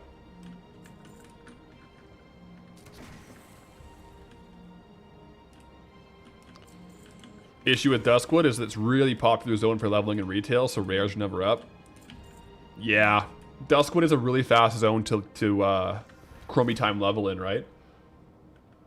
Plus, it's a goated zone anyways. I love the 1 to 30 alliance zones. But yeah, it's I don't think I killed too many rares in Duskwood either. It's a good zone though, fun zone.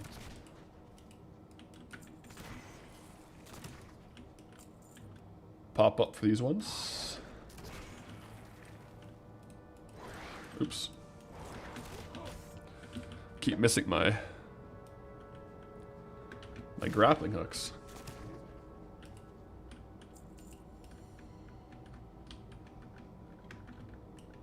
I think Westfall will always be your most favorite MMO zone.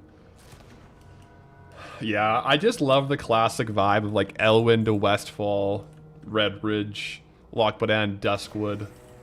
It's just chef's kiss, man. It's just chef's kiss.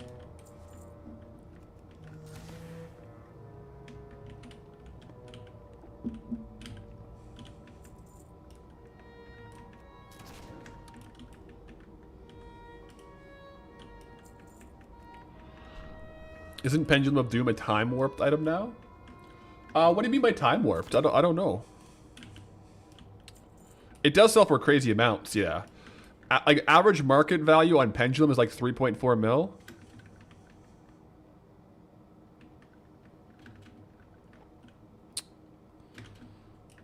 Right around there. A very good amount of gold. Average sale price on Pendulum is over $1 million, I think, too. And that's average sale with like some low sales in there.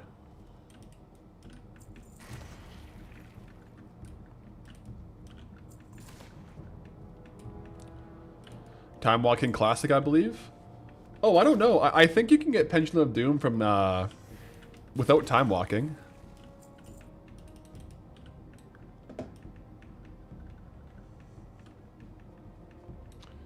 You buy it with Time Warped badges. Oh.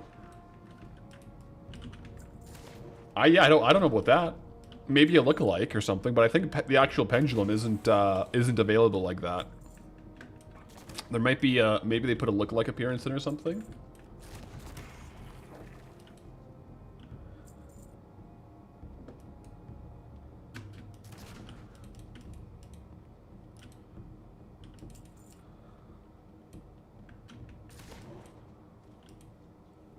You can get super items if you're insanely lucky from the Nax system.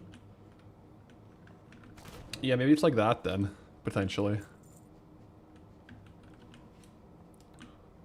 Got our whelps. our posse of whelps with us. Let's go.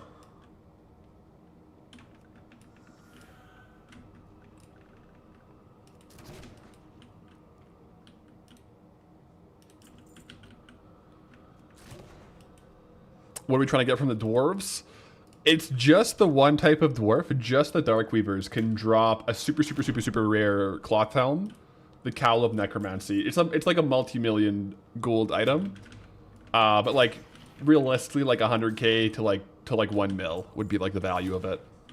But it's about like listed drop rate with Wowhead is 1 in 10,000, so it's really rare. We've been farming here for a little bit, and I have how many kills on these guys? 87. So it would take a while to get the over 10,000 kills, but it's possible to get. And if you do get it, it's a lot of gold. But you still have to sell it though, right? So I think Badlands is an interesting zone. Like, there's so many like big ticket items you can go for, especially for Goldbound. It's easy to get caught up with like the big ticket items, but I still do have to do the consistent farms, because at the end of the day, it's the consistent farms that are going to get gold in the next 2 weeks, not super items. So that's why we were doing the dual gathering and stuff today, because it is good gold. I mean, even if I got a super item, I'd have to decide how I'm going to sell it, if I'm going to, like Snore said, sell it on a Discord. Like, a lot of those items go off market, like private sale, on Transmog and Gold Goblin Discords. A lot of those items don't actually get sold in the auction house, because imagine that. You sell an item for gold cap, auction house fees of like 5%. That's 500k. That's insane, you know? So I think a lot of times that ends up happening with those big items, which makes auction house data for them pretty unreliable.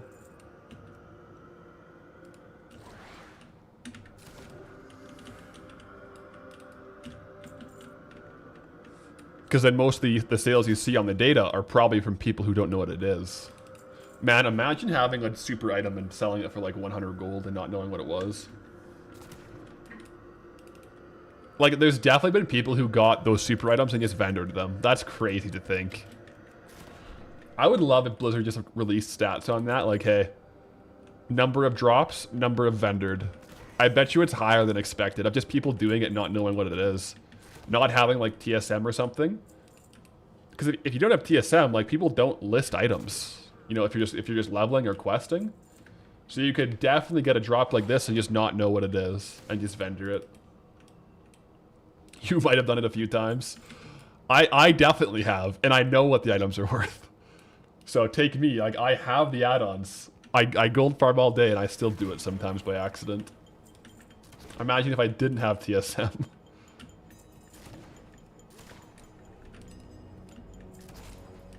Imagine that.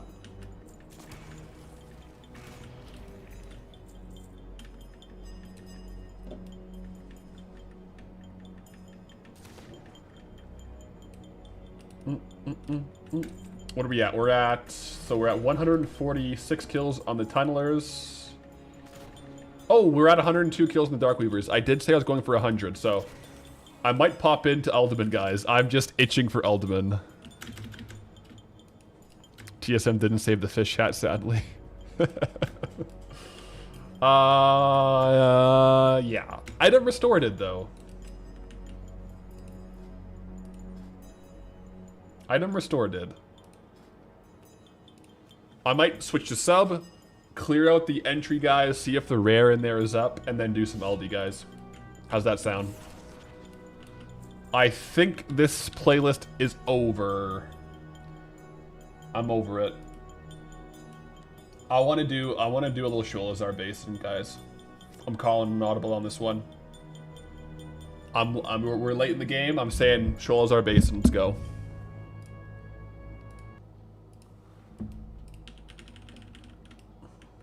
Did I mention I had some new tech for Ulda yesterday? I did. However, I don't have everything in place for it, so I won't be doing it today. But I do have a new idea. I am running sub, so I have a little bit higher movement speed now. But that's not what I was talking about.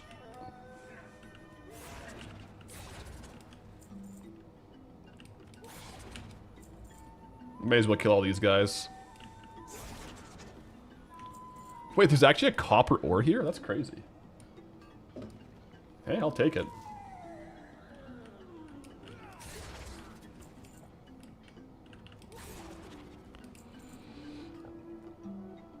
Merchant Coast soundtrack next? What's the Merchant Coast? Sounds like it's worth a lot of gold. There's an add-on for music? Yeah, Leatrix Plus. Ooh, an iron counterweight. Very interesting. Let me, I'll put that to the side.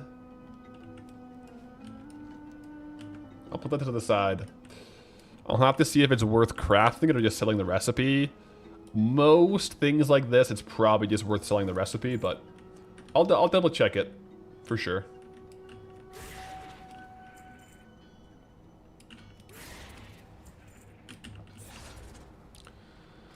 The coast near Ratchet. Is that very goblin-coded music? I wonder if in the Leatrix Plus if it would have its own setting or not. It might just be Ratchet then. Or like the Barrens. The Barrens is a good soundtrack too to play on this add-on.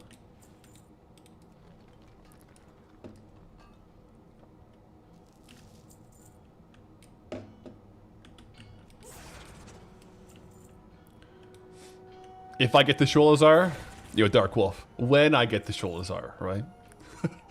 Am I going to get revered with a Murloc faction for the egg that can become the green proto-drake? Yes. I can confirm. I will. I absolutely love Sholazar, so you better believe we're pulling all the stops in Sholazar. Yes. Proto-drakes are my favorite mounts in the game as well. So once we're into Wrath, we're going to be going for protos. Yeah. Yes, 100%.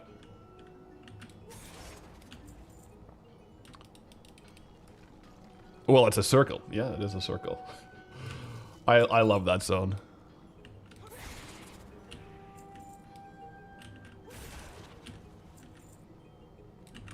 Just clearing the mobs outside. These guys can drop supers as well, so we may as well just take them out. The first time here, it's kind of worth it too, because there's so much ore in like the first area before you go into the dungeon even, so that's what I'm doing here.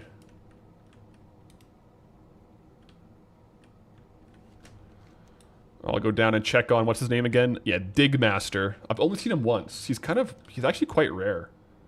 I think he's relatively camped is what it is. Because I only saw him once 8 days ago, which is quite a while. And I have been like kind of not camping him fully, but definitely hanging around him, like when I'm editing and stuff. So let's see if he's up.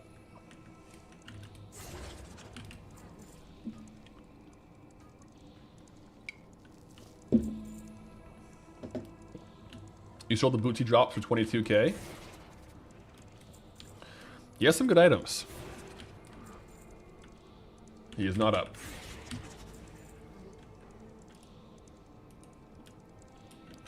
Frisky Games, greetings, traveler. Welcome in. Yeah, we'll make our way back around. And into Alda. I'll win a full clear here. Full clear Alda, go for the supers, but also just raw vendor, like raw trash. We are getting a non-negligible amount of just like raw currency in Badlands. I love it. I don't normally have this like gold out of WoW token on like when we're in the middle of the zone and not farming to like finish. But it's actually like the gold actually increases without mailbox clears, so it's good. Yo, Capoon Fleek with a Twitch Prime. Appreciate the Twitch Prime, brother. And greetings, traveler. Yeah, bags are ready to go. We did a good bag clear beforehand, so we should be good. I do have to pretty much vendor every single run, so we use the back entrance tech. And now that we have, we're in sub, I can use Shadow Dance for speed boosts. I can use Stealth for speed boosts, so I have a couple more movement speed increases that I can actually do. And if I hit 3 people with my shurikens like that, it gives me a speed boost.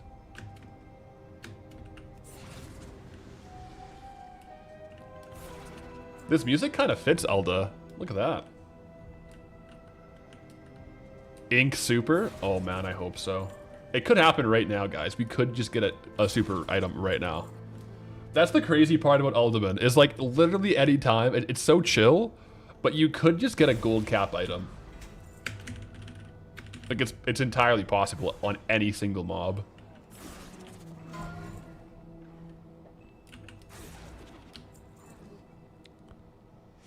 Yeah. Capoon Fleek. Let's go. With the heart. Happy Canada Day.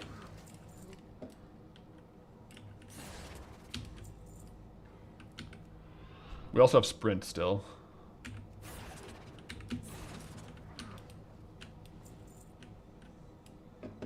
Shrolzar is a Titan zone. Yeah, true. So I guess they have similar like lore backgrounds, yeah. So it would make sense that they have similar music types, music archetypes.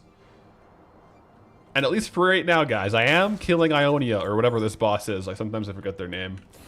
I think it's worth it for basically the chance at like 50 to 100 gold raw. Over time, it's gonna add up. Plus, bosses can drop supers. So it's like an extra loot table. Not necessarily like positive like transmog ROI, but it gives us a bunch more blues. And we just vendor the blues, so it's just raw gold for us. Weird question, but valid nonetheless. Does Unguru unlock Sholazar? I'm saying no to that, but that'll be kind of goated. But no, I'm gonna wait. Sholazar will wait for Northrend. Yeah, we'll be doing all of Outland first. We're making our way. We're making our way. Zone by zone. Day by day. Can't get all the way, but I'm not caving in. Let another round begin. I'm really looking forward to Wrath, yeah. Wrath is gonna have like a lot of cool content, I think. Also, Burning Crusade will be really cool.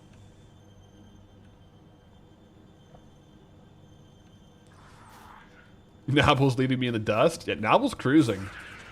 Once he got to Kalimdor, man, it was like, whew, GG, man.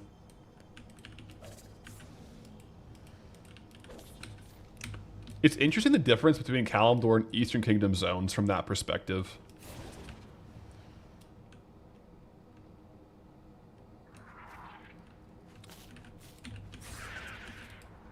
Alright, we'll go for the chest.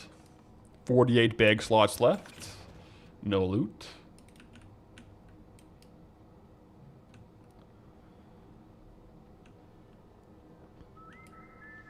Can you unlock the Waygate from the Ungoro side? I don't know if you can. You can go Sholazar to Ungoro, though. I don't know if it's a dual, if it's two ways. You might have to get into the... You might have to finish the Sholazar quest line to do it. Like, it might be retroactive, not proactive. In the quest lines to teleport between Unguru and Sholazar. I'm kind of getting a little more Purple Lotus. 21 gold, not bad. I'm getting a bit more kind of routine in my actual route here. I have pretty much a full clear route that I'm doing. What I want to test next is going to be like a non-full clear route where I'm going for 10 instances per hour, optimizing for a couple things. That will be maybe tomorrow, Friday. I have to decide as well which characters I'm streaming which days. I might end up doing a Goldie Day tomorrow as well. We shall see. We shall see. What is this? What is this music, man? I don't like that one. Let's do the general walk. General walk is probably better.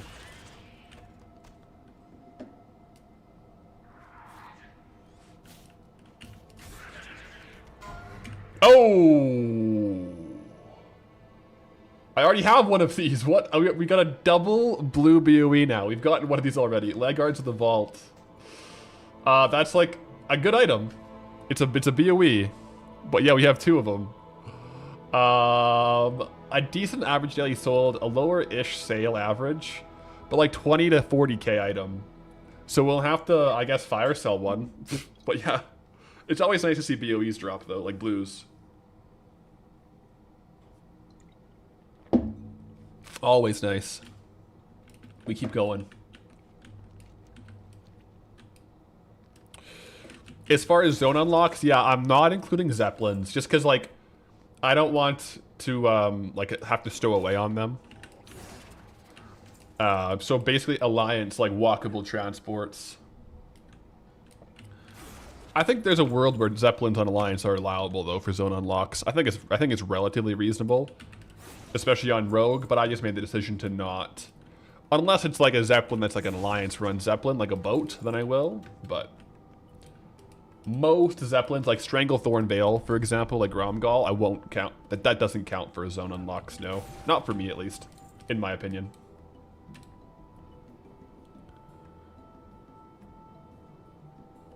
You're back from the store, half melted. You bring ice cream and light beer and Gatorade. That's a goated combo right there.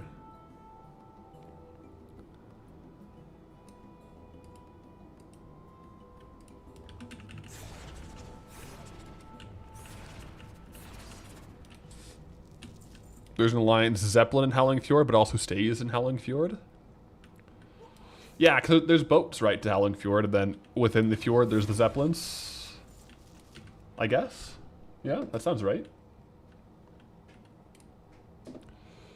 Boom. Come on, supers. Let's go. Super items, drops, plocks. Please, please, please.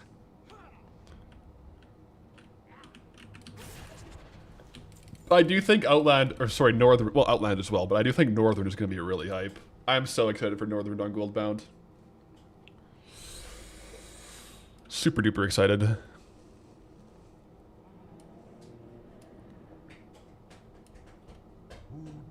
Alright, Arcadus or whatever. Whatever your name is, bro, you're down. And we go for the chest. Come on, Star Belt. Rich purple silk shirt. Oh, Trollhide bag. How big is that?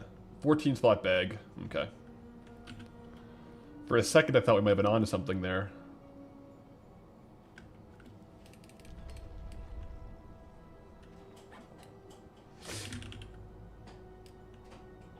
What's the creation process like for a Goldbound video? Do you record everything or just key moments? I'm recording everything, yeah. A lot of the times, though, for the actual video, I'll go out of my way to record additional things for, like, context or, like, transitions and stuff. So, like, when I'm playing live, like, I'm also recording. A lot of the times, though, I'll prefer to not use the live footage because I tend to have, like, additional overlays. Sometimes I'll use that footage. But then sometimes I'll go back and farm to have more of a clean recording. But it's a mix of both. But I am always recording just in case I get a big drop. That way I can at least have the footage of that. Why am I clicking on this? But yeah, no, it's definitely like, I'll play, and then I kind of know what happens, and then I write the narrative, right? I write like the script. Then I'll read the script, edit the voiceover, and then I edit video around the voiceover. But, like, yeah. So it's a several part process. Several part process for sure.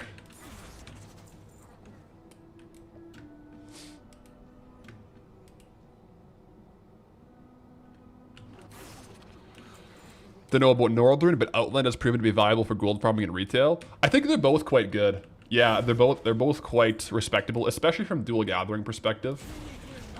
Like the baseline there is pretty good. It's nice when, like, the worst option is dual gathering, because then at least you have, like, a nice little, a paddle to row your boat and make some gold, you know? However slow it might be.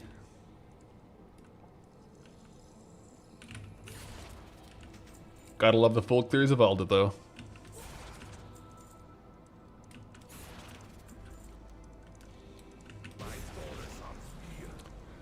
Any rares drop? We got the Legards of the Vault, copy number 2 actually, since we've been here. Like 20 to 40k. But we already have one. We got those, I think, last week on some of our first Alderman runs, so we're starting to get duplicate blue BOEs, which is kind of crazy. No supers though, no super rares yet. Those are yet to come. All right, now that is a full clear. Let's vendor up, see how much gold we get from vendoring. It'll actually be quite a bit.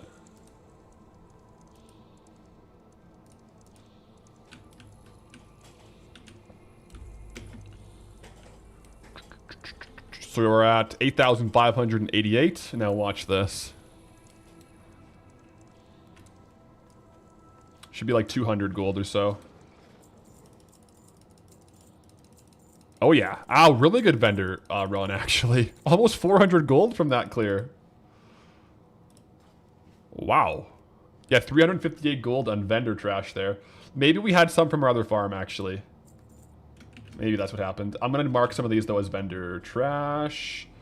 The more we farm Alda, the more we get the same items over and over, and the more my scrap add-on knows which ones to vendor and which ones to keep. But slow and steady, we're training it up.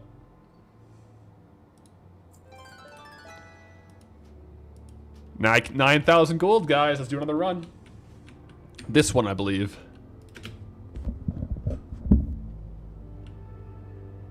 Soon, I'm certain. Good luck, sir. Thank you very much. TYVM. Man, the back entrance for Alderman is absolutely brilliant. You're going to run Alderman with me? Good luck on drops. Hey, good luck to you as well. Good luck to you as well.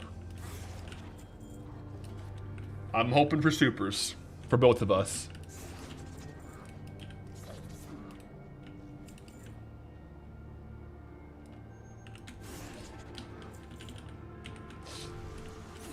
I should maybe just make a macro for sub where if I just press like my Shuriken Storm, it casts all my abilities that increase my move speed. I'm definitely not pressing my move speed abilities enough, like stealth and stuff. I could be more efficient with that. Shadow Dance gives me a movement speed boost, so does stealth and vanish. So does Shroud of Concealment. Like this. 100% speed boost. So I can probably maximize that a bit.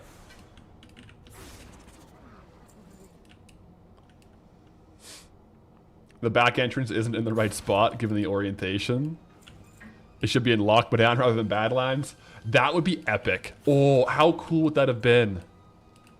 We could have imagine if the back entrance went to Lockdown, and we could get in from there, and out from there, and it was a Lockdown dungeon.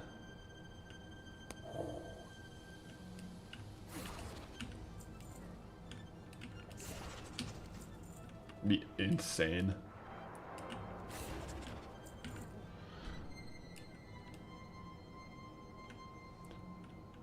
Hello, Path and chat. Any rare items here? Not yet.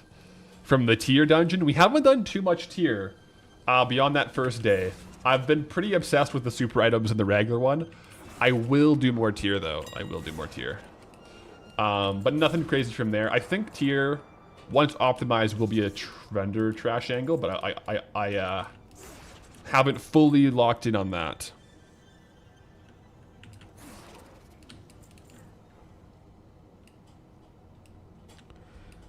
Did I click this? I did. Very good. That's interesting. So as you're clearing the zone, am I kind of building the story in my head? Then at some point, your script the whole time, then look for clips that support the script. Yeah, so as I'm going through, I'm kind of basically planning segments, like the storyline. Most of the segments are like in the video 2 to 4 minute segments. And I have a Google Doc, or a craft doc. It's like basically like an online, it's like Word, but like it's online. And so I'll have like basically a bullet list of the segments that I want to do, in what order. Sometimes I'll move them around. And then, yeah, I script around the segments once I've actually done them. So like today I had planned, I wanted to do Dual Gathering, testing the Dragon's Breath. That'll be a segment. I wanted to test out the Dark Whelpling. That'll be a segment. So in my head, I was planning those, and then now that it's happened, when I write the script, I know what's going to happen, and I can make a better narrative around it. Then depending on the video, it'll be anywhere between like 8 to like 20 segments. If I do a big zone, yeah.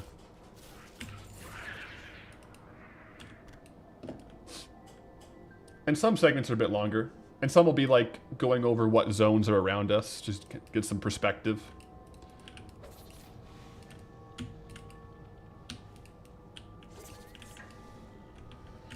Crazy how much gold per hour you can do in current content. Is cloth the best now? Cloth is like 40 to 55k per hour. That's good. I didn't realize it was that good for cloth right now. Tailors are eating well.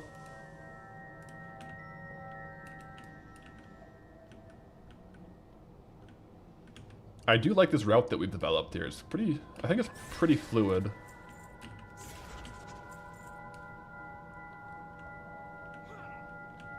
What in the actual heck is this alien music, though?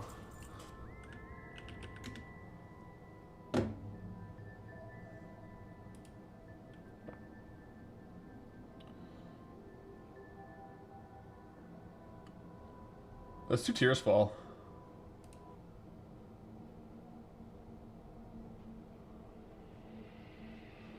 Let's start with Tavern. Tears Fall Tavern. I haven't heard Horde Tavern music in a while, actually. So apparently for a while, it was rumored that super drops only dropped off bosses. It's been subsequently disproven. But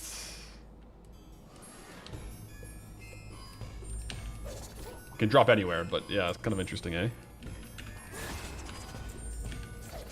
This is a very strange tavern mix. It's very eerie.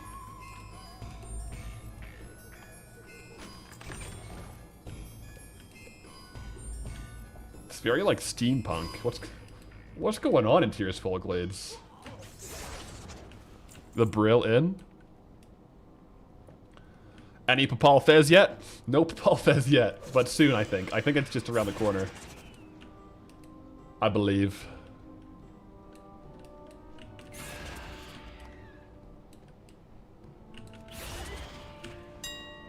Glyphed Cloak. As you can see, a lot of these items we're getting I have marked as junk, so they vendor instantly once we leave the dungeon, courtesy of the scrap add-on. So anything that has a gold symbol there I've marked as junk. And we will not be selling it. Well, we will be selling it, but just to the Grizzly Hills Packmaster.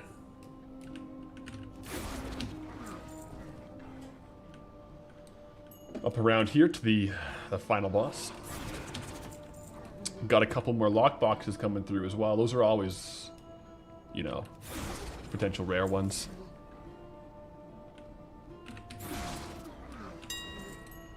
Huntsman belt. That's literally what we're wearing. If you're just tuning in, we have a new zone transmog, guys. We're sporting from Ironia, sorry. The hood of the Idol Architect, and then just full Huntsman. Except for the chest. I haven't gotten the chest yet. But it kind of looks good without the chest. And then we have dual-wielding Dragon's Calls from Sunken Temple. So this is our current zone set. I think the helm kind of matches the Huntsman set pretty well, to be honest.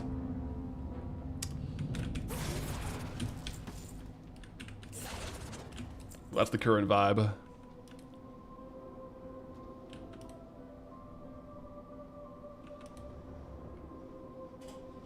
Dropped 2 Jinsu swords and Eldon that are worth mentioning. Those are worth mentioning. Those are kind of like the best of the non-supers, hey? The Jinsu. It's like 500k. Your best drop so far, and you've done more than 500 runs in the dungeon. Yeah, I mean, that's a good drop, though. Like, the Jinsu sword for most other dungeons is kind of like the best drop. Like, 500k transmog item? That's very respectable. Sells quick. I wonder if it'll still sell as fast now that transmog allows you to sheath things on your back. Like, I have my Dragon's Calls now sheathed on the back, which used to be a little bit, like, it was still, like, a lot of the value from Jinsu is the rarity, but it's also one of the appearances that are, like, sheathed on the back, Whereas now everything has that. Or can have it. Like I got the Dragon's Calls in the back.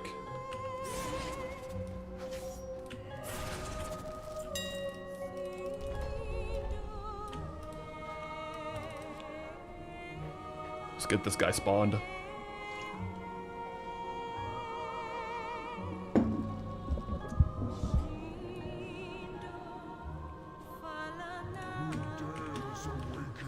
It would be a good one to get though, because it's like a faster selling, like high priced item. So we could probably sell a Jinsu pretty quick if we got one.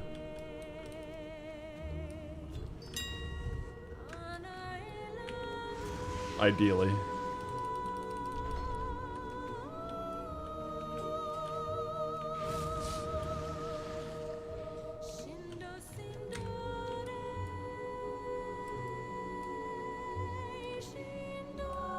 Some intense music. Not many WoW soundtracks have actual vocals, hey? It's kind of nice.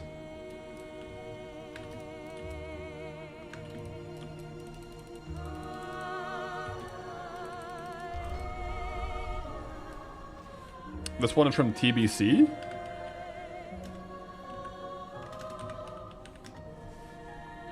Oh yeah, it says Garrison Music Box, number 15, so it must be a TBC thing in the Garrison Music Box.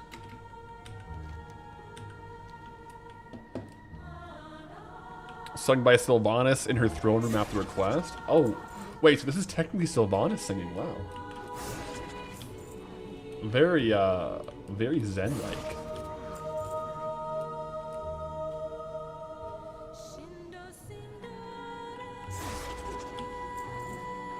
Also from the Lady's Necklace quest in the Ghostlands.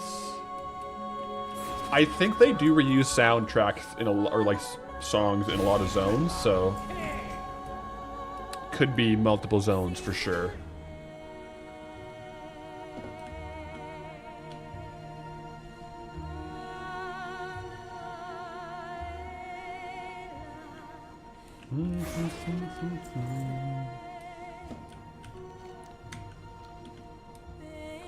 Into the dwarves.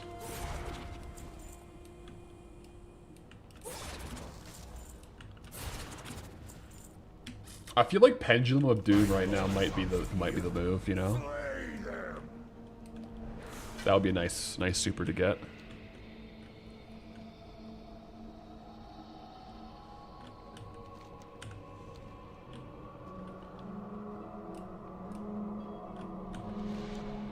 Yeah, Tearsfall has a unique soundtrack. I kind of like it. It's very like all over the place. You got some tavern music, you got some singing, you got some of this, some of that. I'm here for it.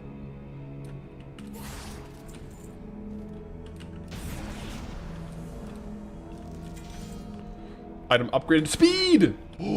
Oh wait, we already have a speed necklace. But guys, this does confirm that these items can upgrade to speed. That's huge. This is our first from Ultimate upgraded to speed set. So that does mean any item we can get here, we can build out a speed set with. So that's really good. We gotta be careful when we see items upgraded to make sure that they're, if they are upgraded to speed, that we don't vendor them, because we have them all marked for vendor. So we'll have to unmark it if that happens. But that does mean as we farm this, we can build a speed set. I'm all for that. We have some speed set stuff already. Like we have our necklace and our ring here is speed. And our trinket. So we have 3 speed items, which increases speed by 3%.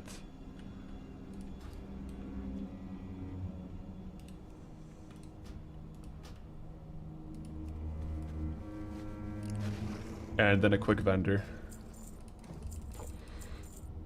The quest you turn in, that quest into Sylvanas, you also get it from the Sylvanas music drop in ICC, it being the song. Yeah, so there's a couple spots, and then it's also, like, after the fact, after that as well, in this LTP and Leatrix Plus, it's coded as Garrison, so it's in the Garrison music box, which is pulling from what you just talked about. Yeah. Very nice. Yeah, it's a good little tune. It's also, is that the one that you can play with that one toy, right? there's a toy that can play it, and it plays to other people, like you can hear it in game. Or is it just like a similar song that sounds a little bit different? Yeah, that's one you mentioned? Okay, yeah. There we go, yeah. That makes sense. We're on the same page then.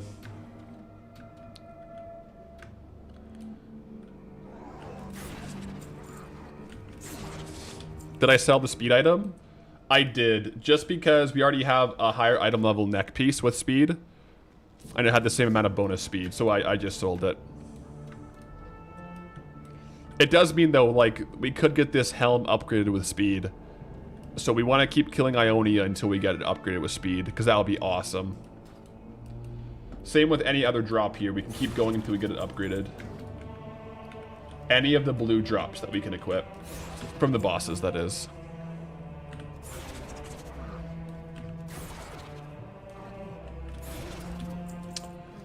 Yeah, I think this neck piece... I think we got this from Vashir.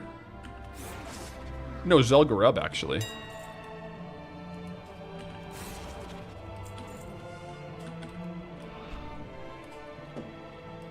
So, yeah, we can definitely... We're slowly building a speed set. Slow, like, brick by brick.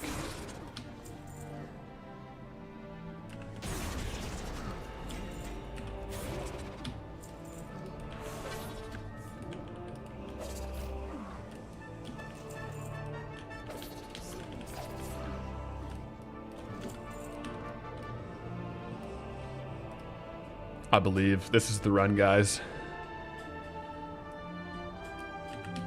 The run of the supers.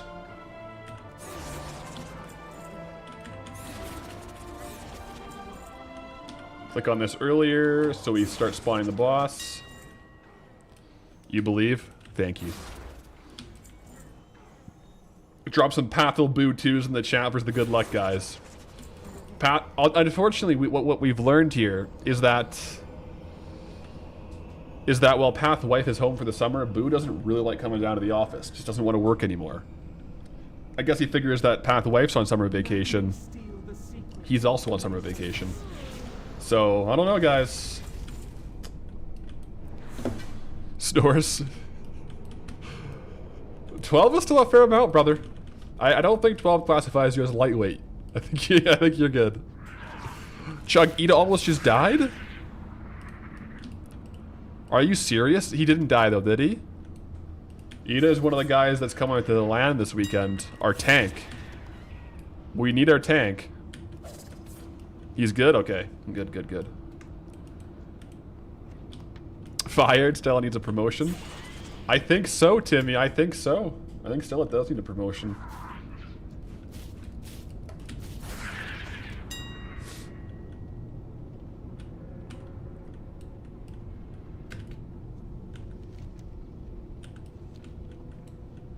He got the 5%. Oh my goodness. So, like, if you're a warrior, you get down to 5%. A couple bad misses or crits, or, like, you're dead. Yeah, that's just literally rolling the dice. That's crazy. Well, best of luck to him. Tell Pathwife to come say hi. She wants to play, like, try hardcore. So we'll schedule that sometime. Like on stream, so she'll probably try that out.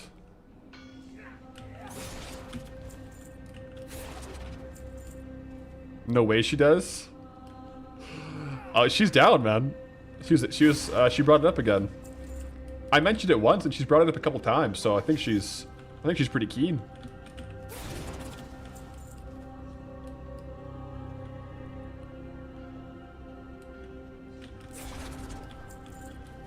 I don't know, Boo's just upstairs sleeping, man. He's just taking the day off.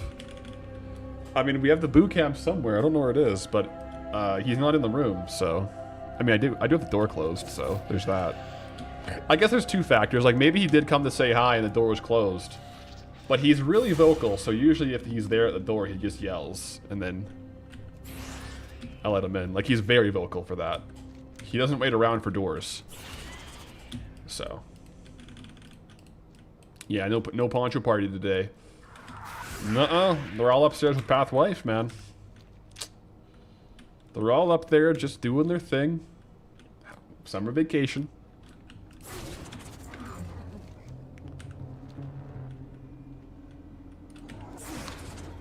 Yo!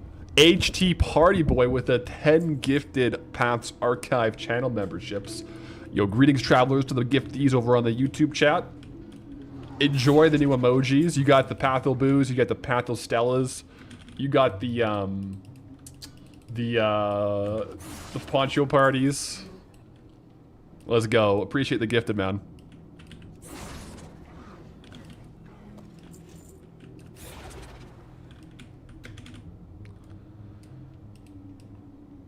Chug, you've been farming pearls for so long. Don't get complacent though. If you AFK or if you lose focus on like some low level like Naga or something and they kill you, that would feel bad, man.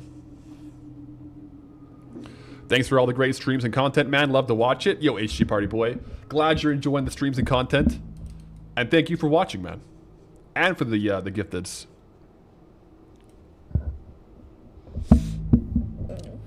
Yeah, maybe I should install a cat door because I have the door closed so I don't annoy Path wife upstairs. Like she's up there.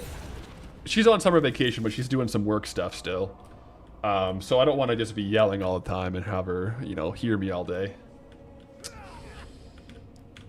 I do talk quite like loud, I think, when I'm streaming, so.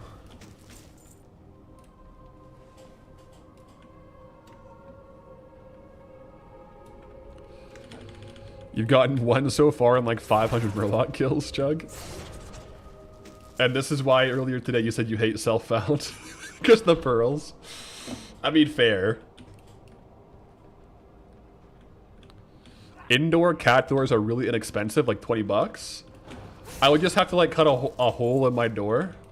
That could be cool.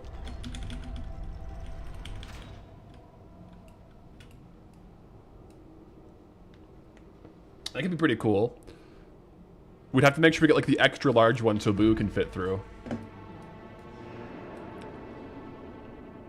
I feel like Stella and Boo could probably fit through the same sized doors, to be honest. But to be fair, I guess you could get ones with a cover. Because like when I'm not in the office, I keep the door closed. I don't want the animals in the office when I'm not in the office.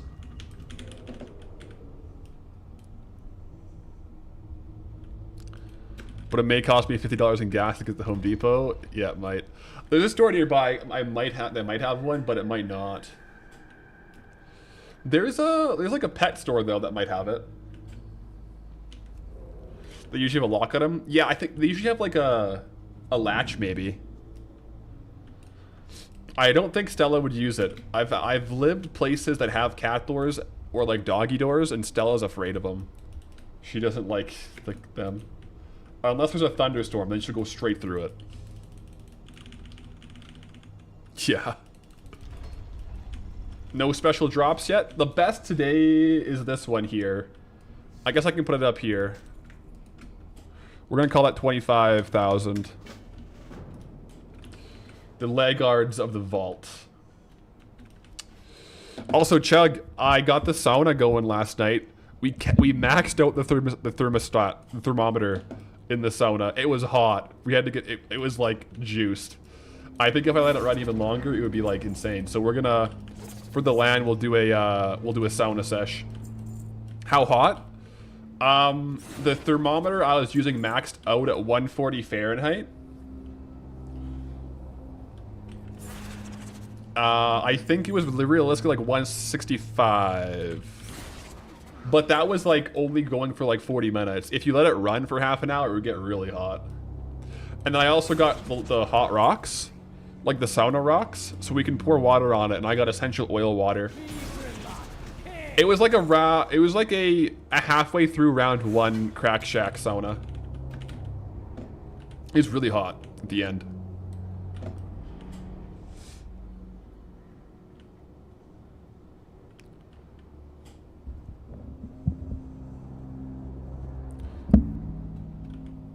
When your older son was home from college a few years ago, he was really into League of Legends.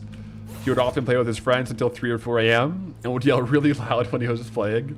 Your wife would get so pissed that she would wake he would wake her up in the middle of the night. I bet you we had such good times though. That sounds like an epic time with the friends playing some League late into the night.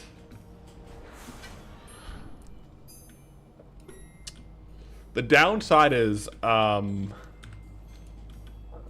my office. I'm on the bottom floor of the house. The floor above me is the master bedroom. So if like Pathwife is trying to sleep and I'm down here, I think she can hear me.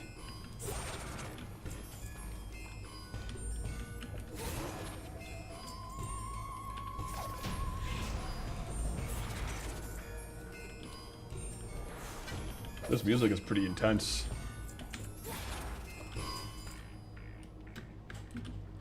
Let's go vendor. Vendor up.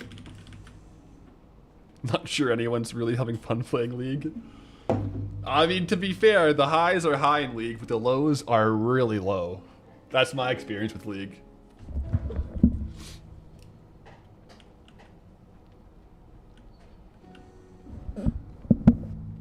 Gotta try an hour outside ASAP.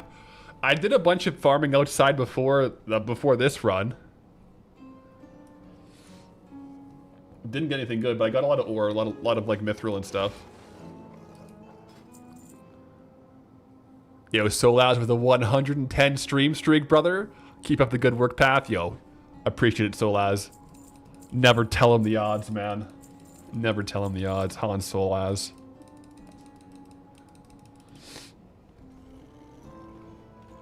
Let's mark these up. Solaz the goat. Solaz is the goat.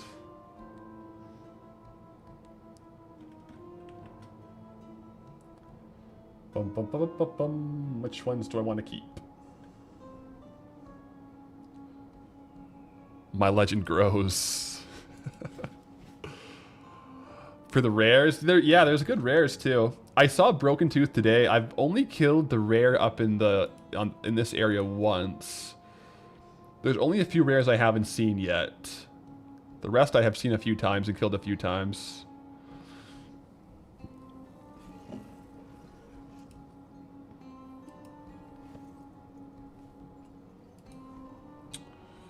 Honestly though, like we get like a good amount of raw gold from doing these runs. Not to mention some of this stuff. Let me send off. I guess I can send it off after. Send off the mail. But guys, it's a bit of a short end of the stream today. Just a 4-hour stream. Due to it being Canada Day. Pathwife and I have some Canada Day celebration plans now. We're gonna go hit the gym, big strongman workout. Hoping my back holds up. Don't air. And then we're gonna get some ice, and we're gonna do sauna and cold plunge. And we're gonna get like electrolytes. It's gonna be epic, dude. Oh, I'm stoked. But GG's today, guys. We actually made some good progress today, like locking in the optimized dual gather route. We got one of the whelplings. We didn't get this drop, but it was good. And then even some ultimate runs. So actually like a really productive day as far as new discoveries and heading out there. But GG's, guys. I'll catch you all tomorrow. Thursday is a flex day. I'm either going to be on hardcore or maybe just back on Goldie. We'll see. But until then, guys, have a good night and go with honor, friend. Boop the floof. I will.